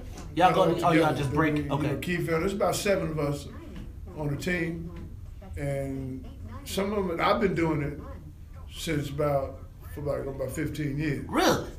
Some of them just came on. Okay. But Miller, man, they hire you, shit. I damn near make $100,000 a year just going around during football season. Really? Signing autographs, drinking beer. Really? Yeah. Hey man, I'm gonna be a driver next season. Yeah. I ain't seen no football this year. That's a nice gig to have. And then sometimes I'm at Soldiers Field because obviously they have their own box there. Okay, right. And then the beer, And then and you sit there and take pictures. And they wave and they put the camera on you. Ain't much. Well, I'm in the suites. Ain't no camera. Okay, right. I got that drink in my hand. I'm acting a fool. So yeah, just the way to make some money. Who is this? Make a nice living. Is this the teacher? Yo. Looking for us? Is that the teacher? I kind of looked out. No, they were instructed to come to the side door. Okay, well they pulled up on the side and they parked. That looked like the side door to me. Looks like the teacher. Okay, Michael Bronston is here. Who's that? The Chicago Teacher Union officer. Okay. He want to whoop Charles? Go ahead. No, he don't want to whoop nobody's ass. I got him. I'll take care of him. Hey, we got the air marshal. You want to bring him in? I need some practice. Look, he told. Look, Big O, when he come in, I want you to stand up. They'll be like, you got some. Coming in? What we gonna talk? He coming to get you. I want him, man. He come, Big O. Look, there you go, right there. What's he gonna do? Oh yeah. So what's up, man? How you brothers doing? All right. And I'm Michael Brunson, Chicago Teachers Union. I've seen you before. And I didn't mean you know how I'm wrong. We I see you. I just came to meet you in person. Y'all gonna be seeing me because I'm the brother that's out in the community. Y'all don't hear me talking in front of the camera. Stand over here. Y'all see me talking when I'm from the people. No, I gotta go because they closing schools. Well, come stand right here though, so you can tell that. I just want you to say, consider one thing. When you're thinking about Mollison, think about the people that are involved in there. You got students and teachers that have been under stress for weeks, okay? All right. Look at the G. I want y'all to look at things from their perspective. I got my back. And now you own something with that thing about Aramark. I want to see the numbers of the hundreds of millions of dollars that have been poured into Aramark since 2014. Okay. And you see what we got. Give me an email. I'll send it to you because I don't want to just talk. I want to give you facts, okay? Aramark getting over. Over $250 million plus. So then we got to look at what their subcontractor looks like, because they already through the black company. So that's my email, Michael Brunson. All right, brother. All right. Michael Brunson, my brother. Hey, man. Stay up, my man. It's good seeing you. I've seen you before on many different things, man. You've been out there a minute, haven't you? I'm out there. All right. This is what I do, bro. Take care. I don't know the guy's name, man. I see these guys all the time. time, man. At these different CTU events. Man. The big old like, I got that. I need some practice. I need some practice. Keep, you know, keep my teeth white. You know what I mean? Oh, Jesus, Lord have mercy. I love it. The WVON morning show, I'm just telling y'all, this is the greatest morning show ever. It is the greatest morning show ever. Hey, man, Big O, if we did a trip, would you go? Where y'all going? Like, I'm trying to put together either a trip to to a resort or to a cruise, but I want to do a morning show. Wow, okay. We'll bring the whole morning show team. Now's the time to do it, man. I got calls out to all of them. I got calls out to Apple. I got calls out to. Who are you talking to at Apple? I got a person. Give me the person. After the show. Okay. That would be beautiful. Oh, yeah. Because I'm telling you. As long as I can bring my golf club. Oh, man, that's the whole. Well, all y'all. You know what? John Mons told me to tell you what's up. What is he doing? Man, he's out in. Wow, I ain't heard that name in a while. John Mons is out in Washington, D.C. He's working for Howard. So he does the radio show for HUR. I remember when all y'all used to come, when VON was the spot, right? Like back in 96, 97, Bonnie, John, George. Man, I used to be like, dang. And all the ballers, man, and I was like a promotion scrub, so I didn't get to really hang out. Right? I'd be like, man, that's Otis Wilson. Man, there go. Remember Allison? What happened to Allison Jordan? I don't know. Yeah. The Bonnie DeJean. Oh, damn. But, hold on. Get your...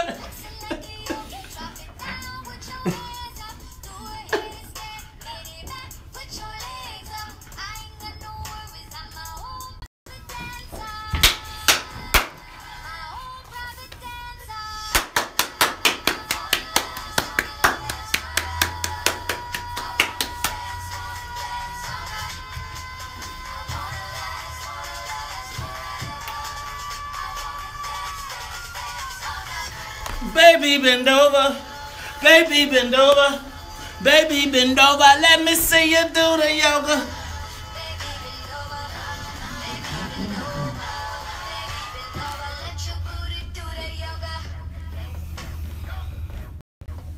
You got the camera, Big O.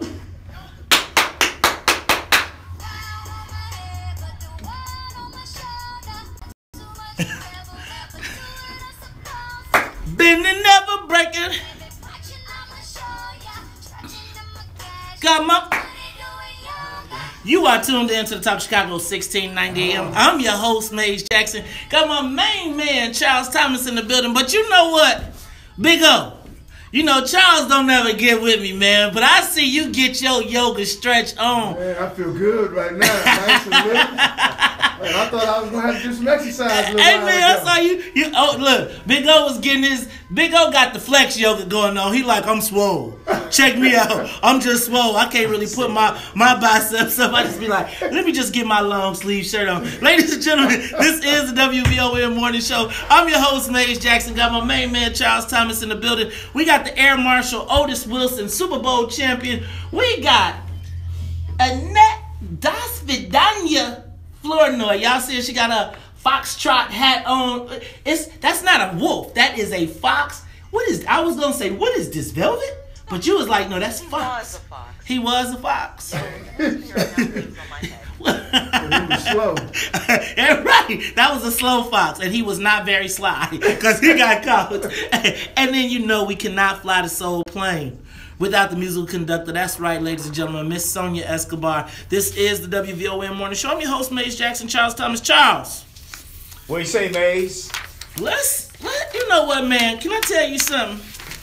Your girl Lynn Sweet, Chicago Sun-Times national reporter. Yeah, political reporter. Yeah, man. You know what? She tried to call us out. I'll be taking the Sun-Times first. Man? Read what she Charles, this is what she said. Hold on. Let me get to it. Oh, let me read it.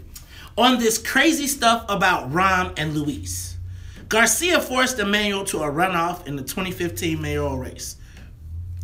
But this story I've been hearing, and that somehow Gutierrez decided to quit the House after 25 years to make it easier for Emmanuel to win re-election in 2019, getting Garcia out of the race, is ridiculous. That's what she said. Ridiculous. Hold on. If Garcia does end up in Congress and it helps Emmanuel, well, that's an unintentional and unavoidable byproduct. Neither Garcia nor Gutierrez care enough about Emmanuel to make this switcheroo. Switcheroo! Switcheroo! I didn't say. That's my exact words. Okay, it's your exact words. But you know what? I talked to some folks overnight. Okay. And you know what she's saying might be on point. That these guys, this is a straight up power move by Latino politicians who have formed a cabal, if you will, whatever, however you want to say it, to pull this off. Because, and here's a key point. In this whole arrangement, Gutierrez would resign and go get rich in Puerto Rico. That's my comment. And then Garcia would become the congressman. And then Alderman Ricardo Munoz would give up his aldermanic seat and go over and run for county board where Chuy Garcia used to sit. That's a key move. Why? Because whoever is the preeminent Latino politician on the county board always has the option to run for mayor, like Chuy did. And Chuy came out of nowhere and got 45% of the vote. Ricardo Munoz has been around for 20 years. He got a lot of roots in in fact, Ricardo Munoz was the guy who pretty much brought Chuy back into the game, right? Sure as did. 22nd Ward Alderman. So, right, because he had been whooped by HBO and Uno. I've heard somebody saying, well, why is Alderman Munoz going to the county board? Why would he want that? Is he Fredo in this arrangement? Like, are they just getting rid of him? No. If he sits there on the county board, he always has the option to take on Rahm and eliminate any kind of progress Rahm has made in the Latino community if he wants to. So Rahm is in check. Totally in check. He's in check as long as there is a Ricardo Munoz sitting on the county board. You see what I'm saying? This is a pretty good position to be on the county board for Munoz because he always has the option to run for mayor and not lose his county board seat. And then, Charles, you add the other component. So then you had another revelation. First of all. Oh, yeah. Hit me about the pictures, man. Remember all those pictures when Gutierrez and Chuy Garcia had that press conference?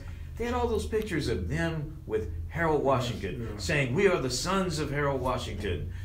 Man, that was a message to the black community. They're telling us to get on board with them the way they got on board with us 35 years ago.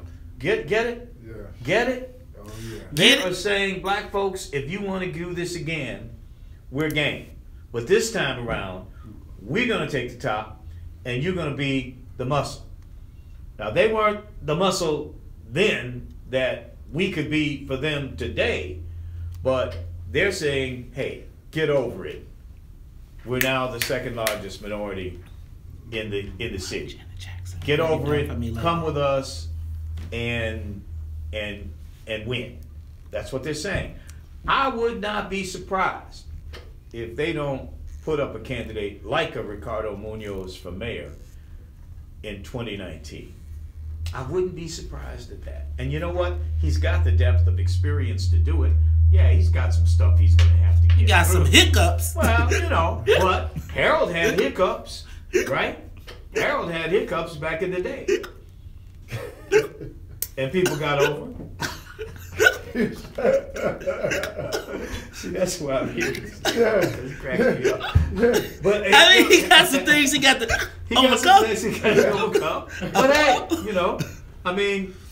Well, so let me ask you a question. Big O, Charles, could black folks get behind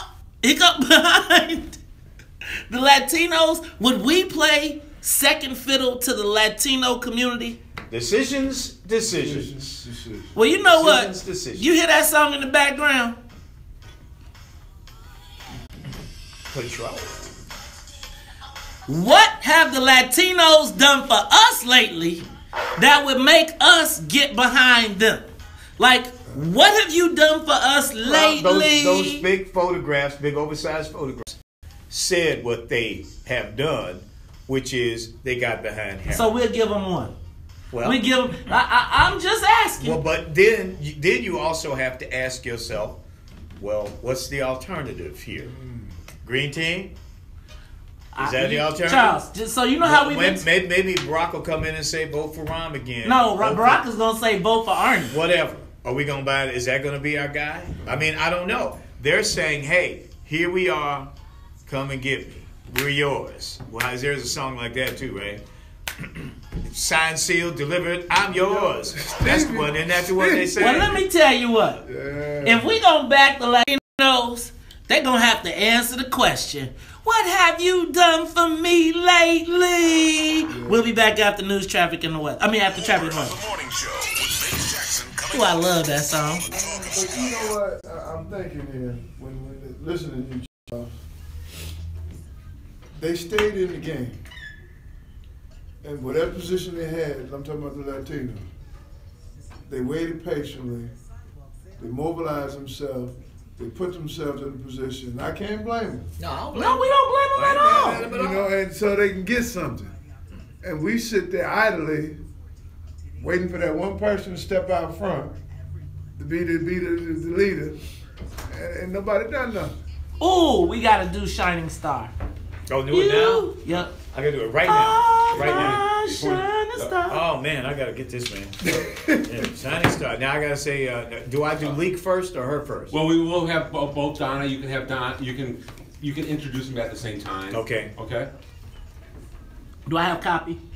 Lincoln Sons, Chinese Lincoln Sons. We're just gonna move. I'm gonna put it right here, Charles. Shining Star. Oh, I'm just gonna move you. I'm gonna take the cameras down, guys. Charles, I'm gonna move Mark over that way. You heard me? What's that? I'm gonna take the cameras out when. Okay, that's cool. Oh, she's gonna be right there. Look at that. Okay, got it. Good thing I saw this. I don't know how the hell this happens. It happens at every radio station I've ever worked at too. What have you done for me lately? Yeah, man, but I think you can't confuse HDO with these guys. Right? No, these aren't HDO. This is HDO. So y'all are clear. HDO spent their whole career trying to eliminate. So there's the cultural Latinos and the corporate Latinos. Munoz, Gutierrez, all them, they represent cultural Latinos. HDO and UNO, they represent corporate Latinos. They have been at war for a long time. HDO teamed up with the Green Team and Rahm to make sure that the cultural Latinos were pushed to the side. The cultural Latinos made a rebound when Chewy was when Munoz got him back in, and then when he ran for mayor. So when he ran for mayor and then he linked up with Bernie Sanders, he pumped back up the cultural Latinos while the corporate Latinos were getting their butts kicked over the UNO school program. So when they fell out with Rahm over the window program, then they went back to the bottom of the rung as it relates to being in the city. So at the same time that Rahm's political HDO army went down, right, these guys came up. So, ladies and gentlemen, it's the Talk of Chicago, 1690 AM. All right. Morning. My brother. How you doing? I'm all right. Hey, I'm Charles. I'm sorry. Hi. You're the teacher, huh? Yes, I am. Oh, hey, how you doing? How you doing? This is the teacher's A plus. Yes, you can. Babe, you want to be in the picture? Of course.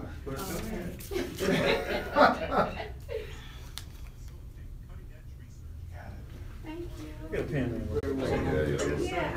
Karen, if you can have a Lick and Sun, Shining I'll Star. be right back. Did you get it that quick? Yes. Oh, she quick, right? I'm sitting here. Yes. How are you? Hi, how are you? Are you made? Yes. My cousin told me talked about you all last night. Who's your cousin? Keith Price. Hey, Keith is my family, man. Yes. Keith is my first cousin. His father and my mother. My sister and brother. Here is where I sit. So, guys, the cameras will go off once we start. Oh, okay. Yeah, so it won't be on Facebook Live. I'll introduce it, and then I'll toss the thing to Charles, and Charles will handle the interview. Anything? I have no idea. That was a special delivery for me. I'll move that out. Oh, okay, yeah. I just didn't know. I thought maybe they're part of the thing here. You want to just video me now so I can tell everybody I'm here with Otis Wilson? I'm here with May. What's the matter? With the May show. No. The May show is all that, but No. I'm such a Bears fan, it's ridiculous. You out here with, let me tell you, I'm a Bears fan. Let me tell you, Big O didn't show up last week. My mama was like, wait, Otis is going to be there. She didn't care about me none. Give me a pen. All right, y'all, we're back. Come on. Born to Star.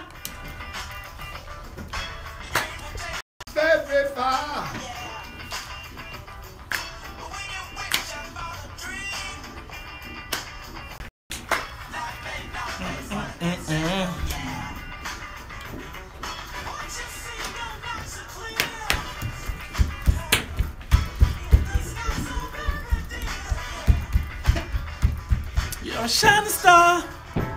You know who you are. I'm right to see.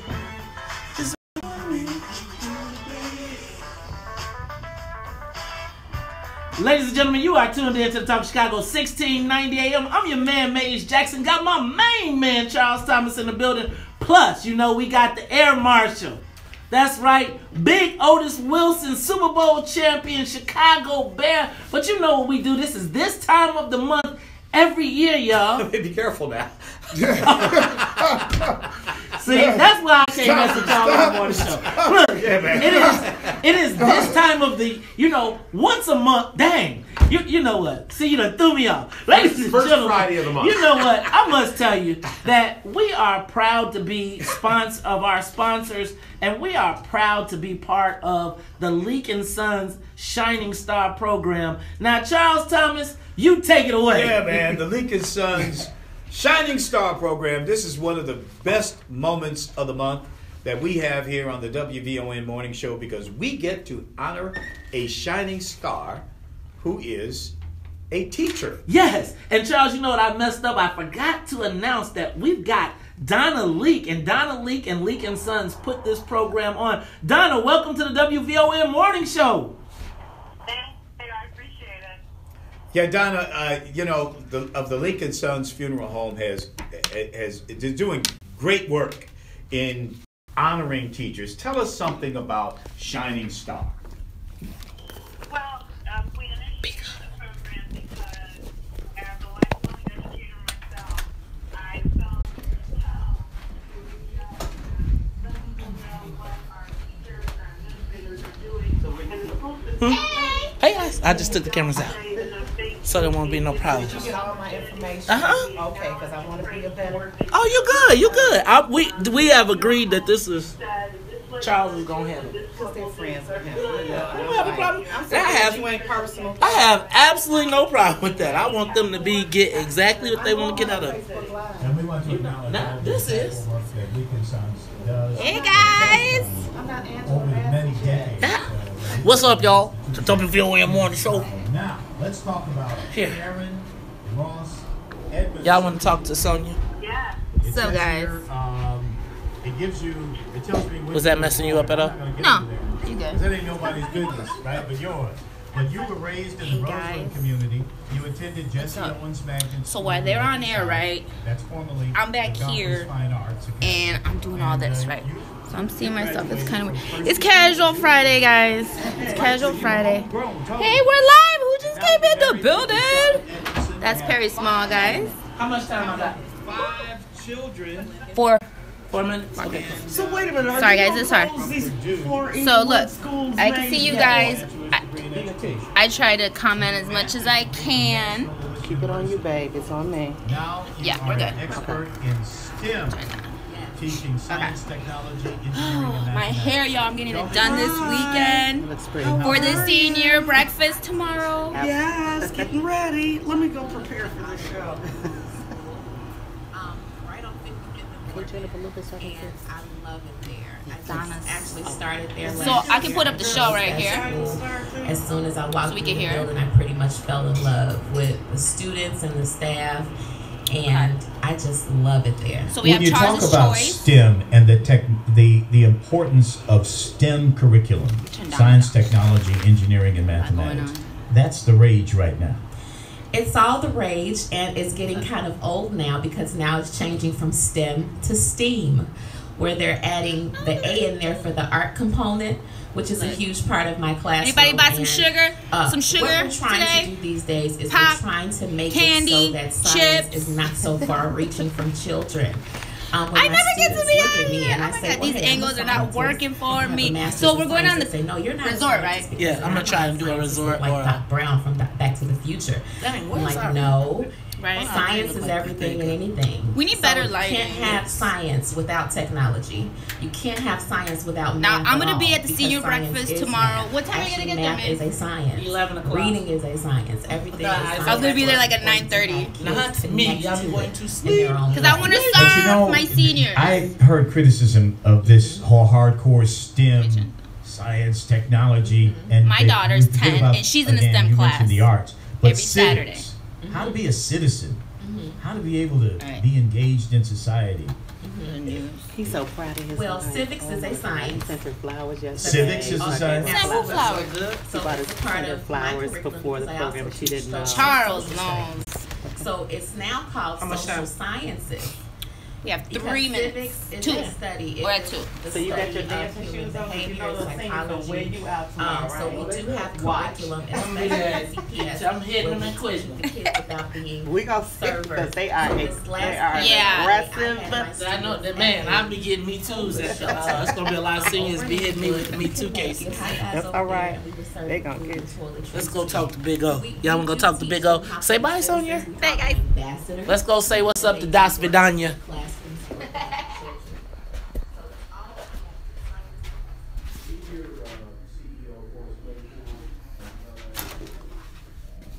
Say hi to Annette Das Vidanya.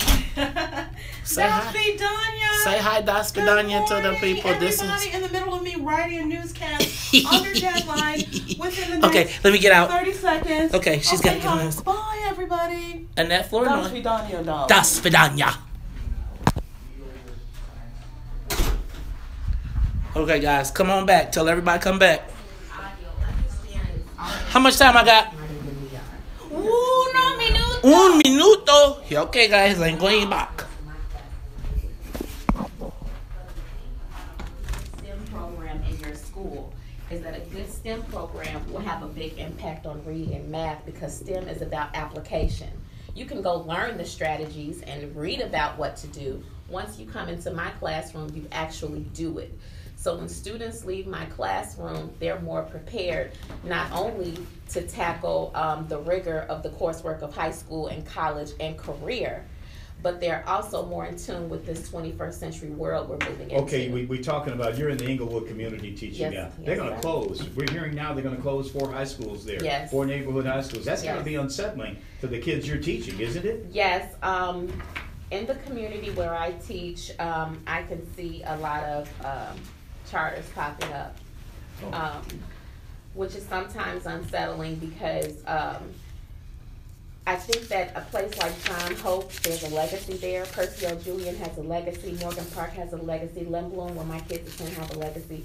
So when you have these other schools popping up, you can go anywhere in the world and see someone who knows what Julian High School is, what Morgan Park High School is, and it's kind of unsettling that we're taking the community out of it and turning it into a business. Maze, that's Karen Ross Edmondson, our shining star. Ladies and gentlemen, you know what? We have got to commend Leak & Sons for doing this Shining Star program.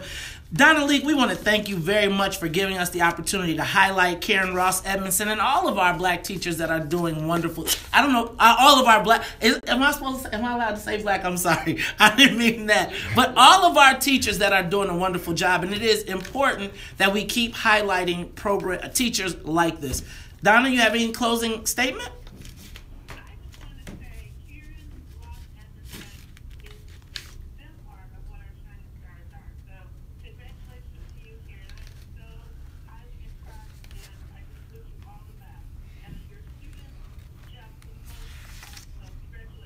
Thank you, Mrs. Leak, and I also want to tell you, this is actually the second award you've given me. I also received the Top Ladies Award years ago for the crowning jewel, so thank you again. Well, Yes. That's awesome. Congratulations. And I want to say shout out to Karen Ross Edmondson because she is the first cousin of one of our most stalwart Lions Den members, Keith Price, Alden Mountain Harvey. Ladies and gentlemen, it's the Talk Chicago 1690 AM. It is the Leak & Sons Shining Star program. We are happy to do it. We'll see you again next month. It's the Talk Chicago. We'll be back after news, traffic, and the weather. Keith is our guy, man. That's one of my when something happened, Keith be like, what you need? What you want me to do? Same thing with me. Right? No, he's one of my favorite people in the entire world. He abuses me like an older cousin would, but that's man, you got a big old husband over there for him to be abusing anybody. He likes that. He enjoys it. Right, because you know how it works for us, dog. Right? You need somebody in the family to do it, because you got to just, yes, honey. All excited. Yes, honey. The honey-do list, yes, honey. Good. There are plenty more like me. I know promise you're out there. We just don't get them to do. Okay. Yeah, we talked about it too. Just constantly showing Do it. Bring the situation when we come back. Yeah. Charles, don't forget to give her your song. Oh yeah, were you there? And also, hey, can you hear me? Can she hear me? Yeah. Thank you guys. This was good stuff, man. Yeah, hey, your husband clearly loves you. He hooked you up with them flowers. You know, there's a song called Fence Walk. It's by a group called Mandrill. Oh, it's okay. From back in the day. Big O, you know about Mandrill? It's a party tune. Those flowers are beautiful. What are those lilies? It's called Fence You know what? My wife's favorite are lilies too. And it's got a kind of open to it, but you get rid of the open and just go right to the not to the beat, not the song, but the beat. And he doesn't have to play with that long because it's just a beat, right? You was here. You might as well get the back drive. Big O, Fence take walk. Okay. Are you gonna make it a Hall of Fame? Also, Charles, we're gonna do a situation. No, I'm saying Big O. Oh yeah. Parking. Wait till my dad sees this. You got a camera? You want to take the pictures? Okay, Mace, can you live? Right after the song. After the song, you get going, then the music will start up, and me they'll be because I like, have it they're on out there getting the cars. Okay, hey guys, this is Otis Wilson, Hall of Famer, Chicago Bears, so you know I'm excited. Big O, you got anything you want to say to Karen? Well, first of all, Karen, congratulations on the great work you do with our young people. I mean, we need more folks like you out there. Thank you so much. Hey man, that's Big O, Super Bowl champion, man. Yes. That's real tough. My mama's boy Otis. Come on, man. Let's just say what's up, y'all. You know, I ain't tripping. You know, they done came to my joint talking about some Otis Wilson at the WVON Ronan show with Maze Jackson and Charles Thomas. Don't get me started. Charles, let's see you. Yeah, man.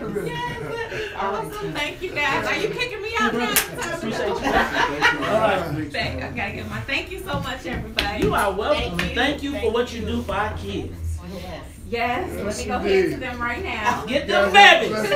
Take care of them babies. Hey, no rats in the school. Yeah. Hey, somebody flowers. Big guy, you forgot the flowers. Cause you know I would have took them home and been like, baby, look what I got you. I love you. I'd be like, ooh, and I got the vase too. I'd be like, yeah. Yeah, I hope she can find that man. You don't ever want to let people know your tricks on the video, Yeah, man. I haven't heard them in a while. I know. I mean, man, I was at something. Big push on this before you go. Somebody dropped that beat. I said, that's from back in the day. That's when we used to have our fraternity parties. I mean, we would just be just like crazy. I want us to have a party, and I want to just play slow songs at the. I want to have 2 slow songs at the. Whatever happened to the slow song? Do you ever remember? Did anybody ever have the slow dance and like be like, man, you been waiting all day for the last 2 songs? Right. Yeah, all them and all them be left would be the slut busters. Be slut busters, you know? Oh man, you know? Oh yeah. You don't know nothing about that, do you? Basement party. I really wasn't a slump guy. I was really a slump guy. Posters. You never had slumps, huh? Nah, I ain't been in no slumps, man. Ain't been in no slumps. Every now and then you got. We gotta have a party though. We do have to have a party with like actual dancing, like a 80s, 90s party. Did you kick? You definitely kicked it in the 80s and 90s. Did you kick it in the 80s and the 90s? No, man, I was a parent then. I was 70s, 80s, raising and 90s. kids. I was raising kids, man. I didn't have time. I was being daddy. Yeah, 70s, 80s, and 90s. I was a 70s guy. My game ended in the like 80. Oh, we got to pull that Afro picture back. The guy with Black Power, Charles Thomas. You should have seen them. They was the Black Power movement of the. I know exactly how they felt. That was 60s. That was 60s. You was in high school, right? Yeah. All right, let's hear Winter Parking Band. I'm gonna do it as a situational. After Charles's choice. No, John, remember, ain't nobody trying to step. That is not, I don't want to hear steppers music. I want to go and I want to hear Jodeci, and I want to hear Mary J. Blige, and I want to hear all the great music of the 80s and the 90s, the rebirth of hip-hop, R&B. Thank you very much.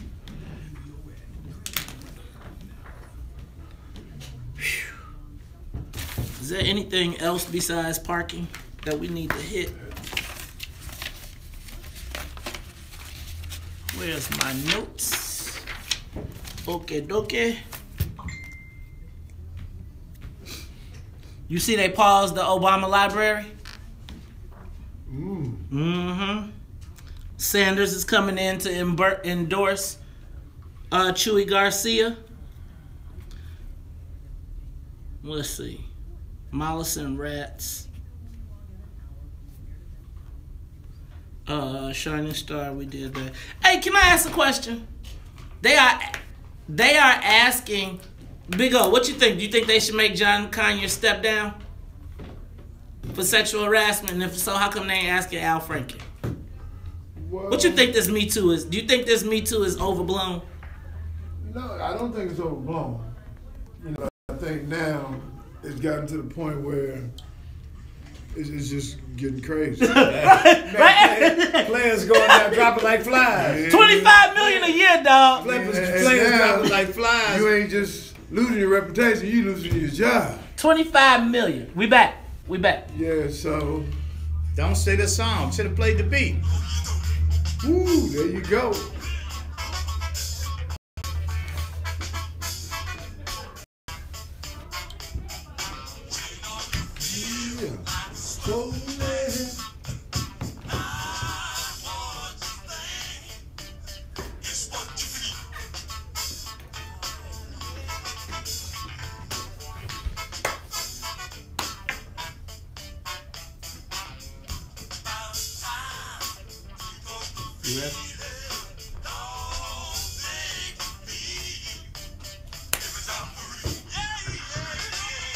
Ladies and gentlemen, you are tuned in to the Talk of Chicago 1690. I was trying to get to your drop beat, man. I was trying to get you. Man. Hey, that was funky, wasn't it? Ladies and gentlemen, that is every day at the 8:30 break. It is Charles' Choice. Charles, take it away. You ever heard of a group called Mandrill? Oh, yes. These brothers were out of Panama. Panamanian American brothers, man, out of New York. Man, they were bringing some strong boogie back in the early 70s, man, back when we would have our parties. You know? Oh, them parties in the 70s. Reminiscing. Charles, did you have an afro? I had one of the biggest afros you've seen, man. Did you wear those polyester pants with the bell bottoms? Sansa belts. Did you look? Let me ask. Did you look like Raj on What's Happening? Did you have like the What's Happening outfit? Y'all remember What's Happening? I had the big collars. You had the big collars. Big collars. What do they call them? High boy collars. Hey. You had the Dwayne and had straight up game. Straight up game.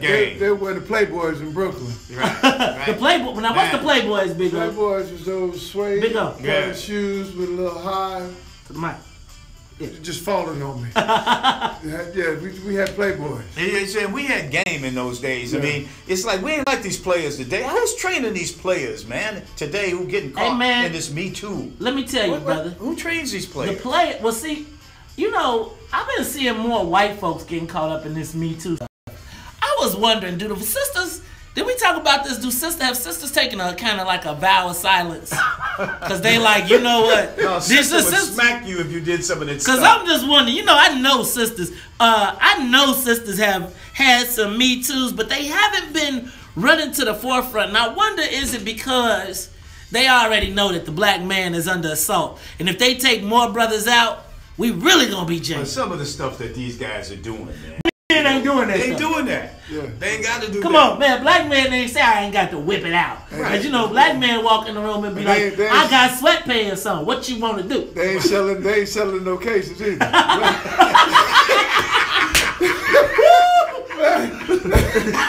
let's keep it real. You ain't getting $25 million.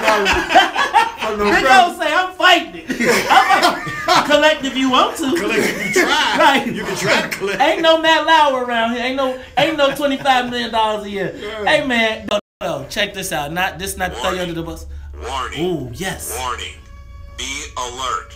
This is a situation alert from the WVON morning show. Charles. It is a situational alert. I forgot. Today is December 1st. And? That means that the parking ban is in full effect. Oh my goodness, wait. Hey man, look Charles, you know what that means?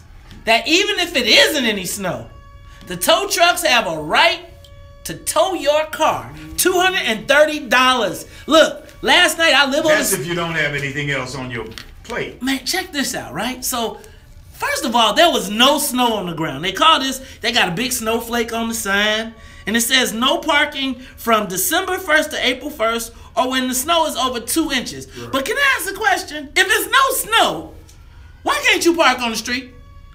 And look, last night at 12 o'clock and 1 second, all I saw was city tow trucks.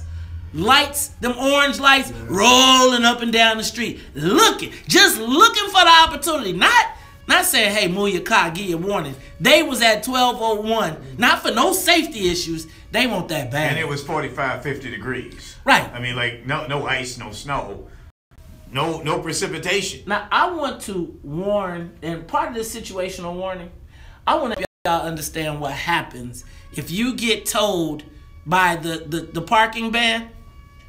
The parking ban means that you can't park on these major snow routes from midnight until 7 a.m. Now, first of all, that's real inconvenient because where are you supposed to park? Right? But I understand the need for the snow. But Charles, you know when last year I fell asleep. I parked on the front, fell asleep. And you know that feeling when you run outside, you wake up all of a sudden, you like, oh, dang. And then you run out, you look, you like, damn, but isn't this ironic that how they can get you coming and going? Pop tax ends today, but then they start this foolishness today. Yeah, but let me just ask you, have you ever had your car towed? Oh, yes. Oh, yes. So the process to get your car back, it ain't just the $230 you got to pay. It's you got to go to the place. Then it ain't, you can't just pay the ticket. Because then they run your thing, right? And so you say, okay, I paid all my tickets on this car. But then they say, oh, remember that car you had in 1920? You got to pay for the tickets on that car. I was like, I sold that car. I don't even own that car anymore. The ticket, they like, well, you want your car today? Yeah. If you want your car today, you need to go work that out with someone else. But us right here, we gonna need that bag. And then, have you ever pulled up to the tow lot and seen them moving your car with a forklift? With a forklift. Now, y'all know, we talked a little bit about, but could you imagine, Big O, you pulling up, you got your money in your pocket, and they got your truck up in the air on a forklift, and it's a white boy driving it around like, woo-hoo! He taking the bumps. He like, your car rattling. You up there like, dog, that's my car.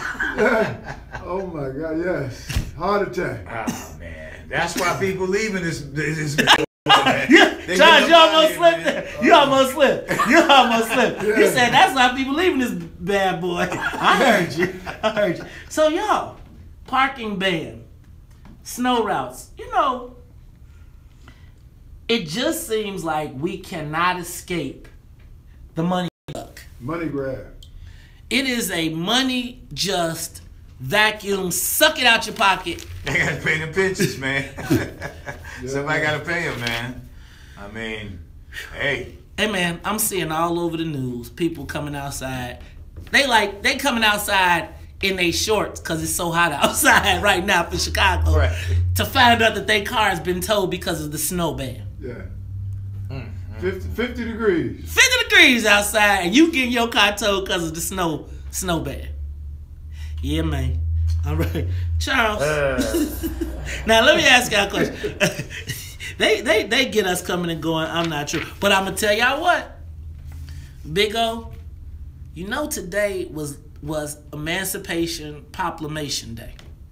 We is free from the pop tax. Queen Sugar has been defeated. It's gone. Now she ain't gone. She ain't gone. She ain't gone. She reloading. She plotting. She plotting. She already plotted on your boy Tim Evans. I got a sneaking suspicion we on the list too. Ladies and gentlemen, it's Talk Chicago, 1690 AM. I'm your host, Mace Jackson. Charles Thomas. We got the Air Marshal in the building. Super Bowl champion Otis Wilson. We'll be back after traffic and weather. More of the morning show with Mace Jackson coming up. Oh God. Yeah, she ain't gone.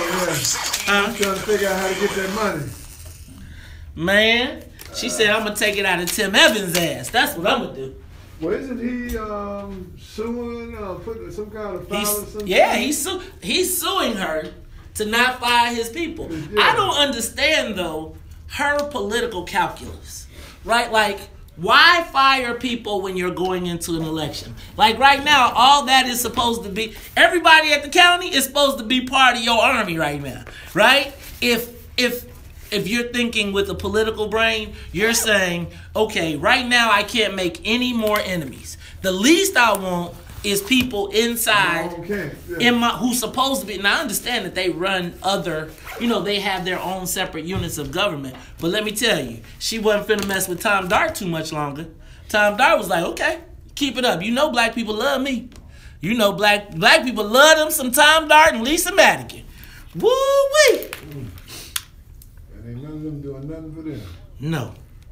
Nothing from nothing means nothing. Nothing. Oh my goodness. Man, I'm gonna go to this Windy City. This ought to be some good basketball this weekend. I can't believe they got these grammar schools. Man? They got Simeon. It's like, oh, it's high school? Yeah. It's that. Yeah, it's tonight and tomorrow. So you know how they did a thing with Whitney Young and Simeon every year? I might go. Where is it tomorrow? It's both of them at UIC. You know, they got all them. They do it every year. It's always Windy City Live. Old boy from Simeon and the coach from Simeon and the coach from Whitney Young put it together every year. And then they bring in all the national ranked teams. High school. But this year they doing even grammar school. Like, because Skinner is playing today. Okay. Skinner, and then St. Rita and somebody's playing today, and then tomorrow it's like all day games. But that kid Omari from basketball, you know, Johanna's son plays for. Where are you going here? I'm gonna hit the senior breakfast and then we're gonna wrap it up. What's up? Maybe you might want to comment on Russell Simmons and Conyers. Who? Oh, Russell Simmons, Conyers, and Al Franken. Yeah. What on Russell Simmons? What did he do? Me too, dude. He stepped down. He stepped down. Russell Simmons? Yes. Stepped down from what? Def Jam. His remain. But the fact of the matter is, And HBO killed their content. Oh, right. That's what I meant to talk about that. So they said like Def Comedy Jam, all that stuff, he's being removed from all references. Think about that. Like they are literally using this to wipe your history. Like history. Like all references of Russell Simmons in Def Comedy Jam are being pulled out by He's HBO. being accused of an almost brutal rape. Hey man, What he's being accused of. I'm gonna tell you. But if you read his book, I mean, he damn near was like. But they ain't even hit the music industry, because if they hit the music industry, boy, man, please, right? Come on, man. Oh man, how come they won't hit it?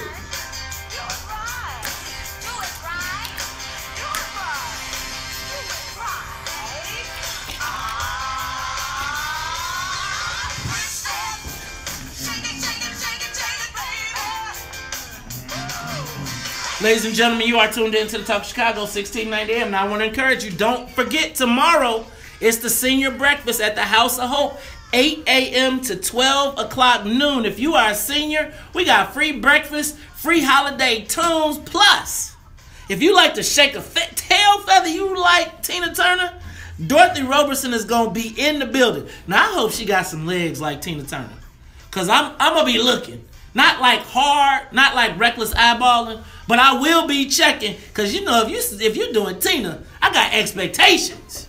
You know what I'm saying? But check it out tomorrow, House of Hope. You do not want to miss it. I'll be there. I know my man Charles Thomas will be there. We're going to try and get Big O to come on by, give y'all some superstar status as well. My girl Sonia Escobar will be in the building, and I'm trying to see if we can get Das Vidania to come on by. You know, Das Vidania, you be Hollywood sometimes. You know, you got all the big contracts, so you be like, you know, I had to cover the rest of the world news tonight. So we gonna see you, but you want to see the WVON Morning Show team? I will be there. I've been to not all of them, most of the senior breakfasts here at WVON. All right. Well, I appreciate y'all all. That's going to be good times. Y'all, before we get into what we're doing for the weekend, just one more thing I want to mention before we get out of here. This Me Too, man. Look, man. So they are now, everybody's calling for John Conyers to step down. Meanwhile, Al Franken got 5 charges. Ain't nobody said nothing to him. And your boy Russell Simmons. Man, this player, man. Whoa, man, this player here, they accusing him of just some outrageous stuff. Man. I'm reading it now. Hey, man, all you have to do is read the book to understand, like, what I mean. If you read Russell Simmons' biography, and I'm gonna tell you, if you read a lot of these rap biographies and the stories of the groupies and all that stuff, you gonna be like, it'll be a lot of Me Too cases. I think it's interesting that we haven't seen, we talked about this, but like, having worked in the music industry, and I tried to ask Jermaine Dupri this last week, I feel like that's literally the norm for the music industry. Like, oh, you want to get on? Get on. Like, literally. Yeah, get it on. You want to be a Raylet? A what? A Raylet? You want to be a Raylet? What's a Raylet? You got to let Ray. Oh. Remember that one? Oh, Lord. Ladies and gentlemen, it is.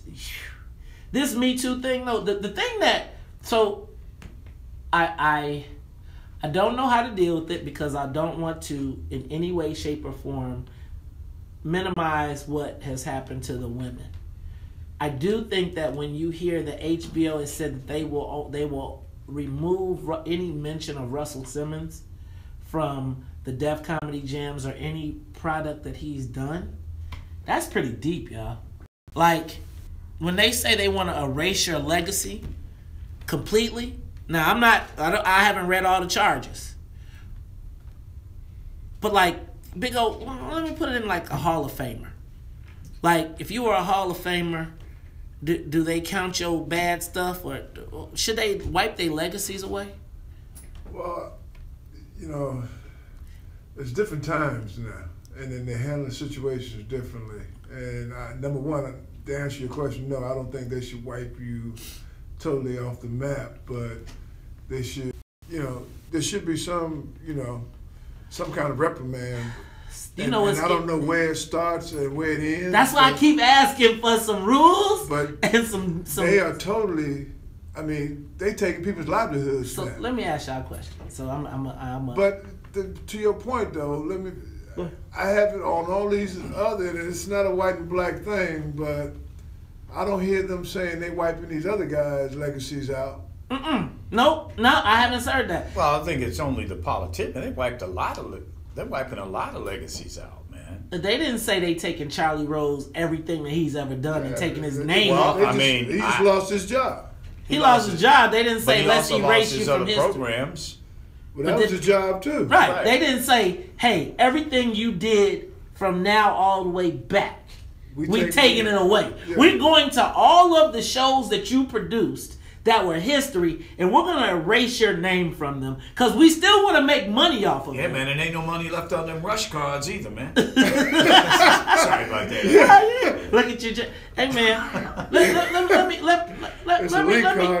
Let me give y'all just a thought, and I ain't wishing this on nobody. But the way that they are dealing with this, could you imagine if somebody like a superhero, like, imagine they did Mike Jordan. Imagine some white lady says, you know what? He threw me out. Me too. Michael Jordan. Mm-hmm. Can we allow I'm just saying. You know, on the road, on the basketball road. Can you take those 6 rings back? But not only that, I mean, when did this start that you could make an allegation and the allegation was all it took? When they decided that they wanted to get Roy Moore at all costs. Right. Right now, this current wave, see, the problem was they stepped so far out on the Roy Moore stuff, then they didn't cover their backside. So then when they stepped out there saying that they would do everything, now you out here and the Republicans come back, and now it's created this. But to just put that in proper perspective, it really started with Weinstein. Right. That's where it started. And then Roy Moore, who had to go. Then everybody else started. I thought it was Roy Moore, and then Weinstein was in the mix of it. I don't, you know, we need to check that. We can check that, but Bill Cosby is happy. Bill Cosby. Well, Bill Cosby's watching with bated breath. He like, I either need to die first, because the way this is going. That's cold, man. Look, and the way this is going though. Yeah. I'm just big up. Super Bowl. I used to come to the bars and the clubs. I used to be like, man, there goes the Bulls. I saw. Now check this out. What if one of them chicks, those black dress girls, comes back now and says, you know what? He squeezed me. He put his hand under my dress and grabbed my thigh. Or said, oh, I'm not excusing it. But I keep saying we got to get some rules of engagement here. We got to get some sentencing guidelines. And we got to give us, at least for the men, there needs to be an amnesty moment where you can come out and say, I did it. I didn't know that was wrong. And I'm sorry. Ladies and gentlemen, it's time. But what about the guys that it happens to? It's happening to men too. Ain't nobody saying nothing. See, Big O, then they gonna I said that same thing. Charles said that same thing. You know women ain't trying to hear that. You got a wife, I got a wife. They don't care what happened to the man. It ain't never about us. It's always about the ladies. But that's why we love the WVON Morning Show. Ladies and gentlemen, for Annette Daspidania, Flournoy in the newsroom, for the music conductor, the soul playing Miss Sonia Escobar, for my main man, Charles Thomas, hey man, the Air Marshal and Super Bowl champion, Otis Wilson in the building. I'm your host, Maze Jackson, and let me tell you, until next weekend, until next Monday, if they don't like it, you can still tell them, Maze said we out of here. Peace. The talk of Chicago and the voice of the nation. That's that is the fastest 3 hours. Let me tell you, I hate when the clock goes off in the morning. Like, I hate when the clock goes off in the morning. But the second that light goes on, I'm on 20.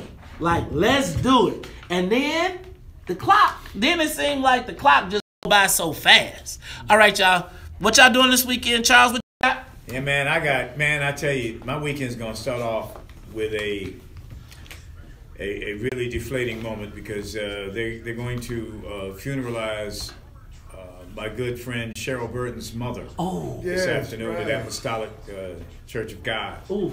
And I will be there. And, you know, I'm not, you know, I just hate funerals. Funerals are always very awkward for me. And I knew Hattie Burton very, very well because she was always there with Cheryl. Yeah. I mean, you couldn't help but meet Hattie Burton because Cheryl, man, she would take care of her mama. She'd make you guilty she took care of your mama so well because you said, man, I ain't taking care of my mama like that.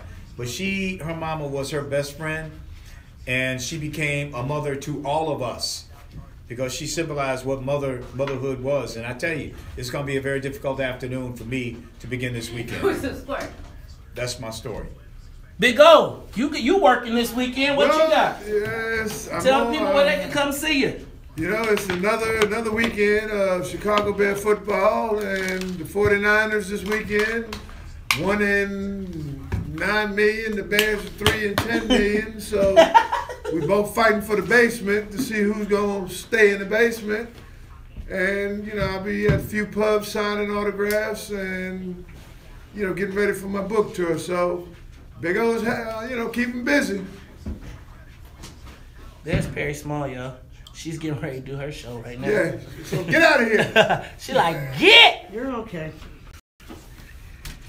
There is so much. So they just, yeah, Flynn. Yeah, they just got Michael Flynn. They indicted him. What? They indicted him. Oh, yeah, they indicted him? Yeah. For lying. Well, that's a bullshit charge.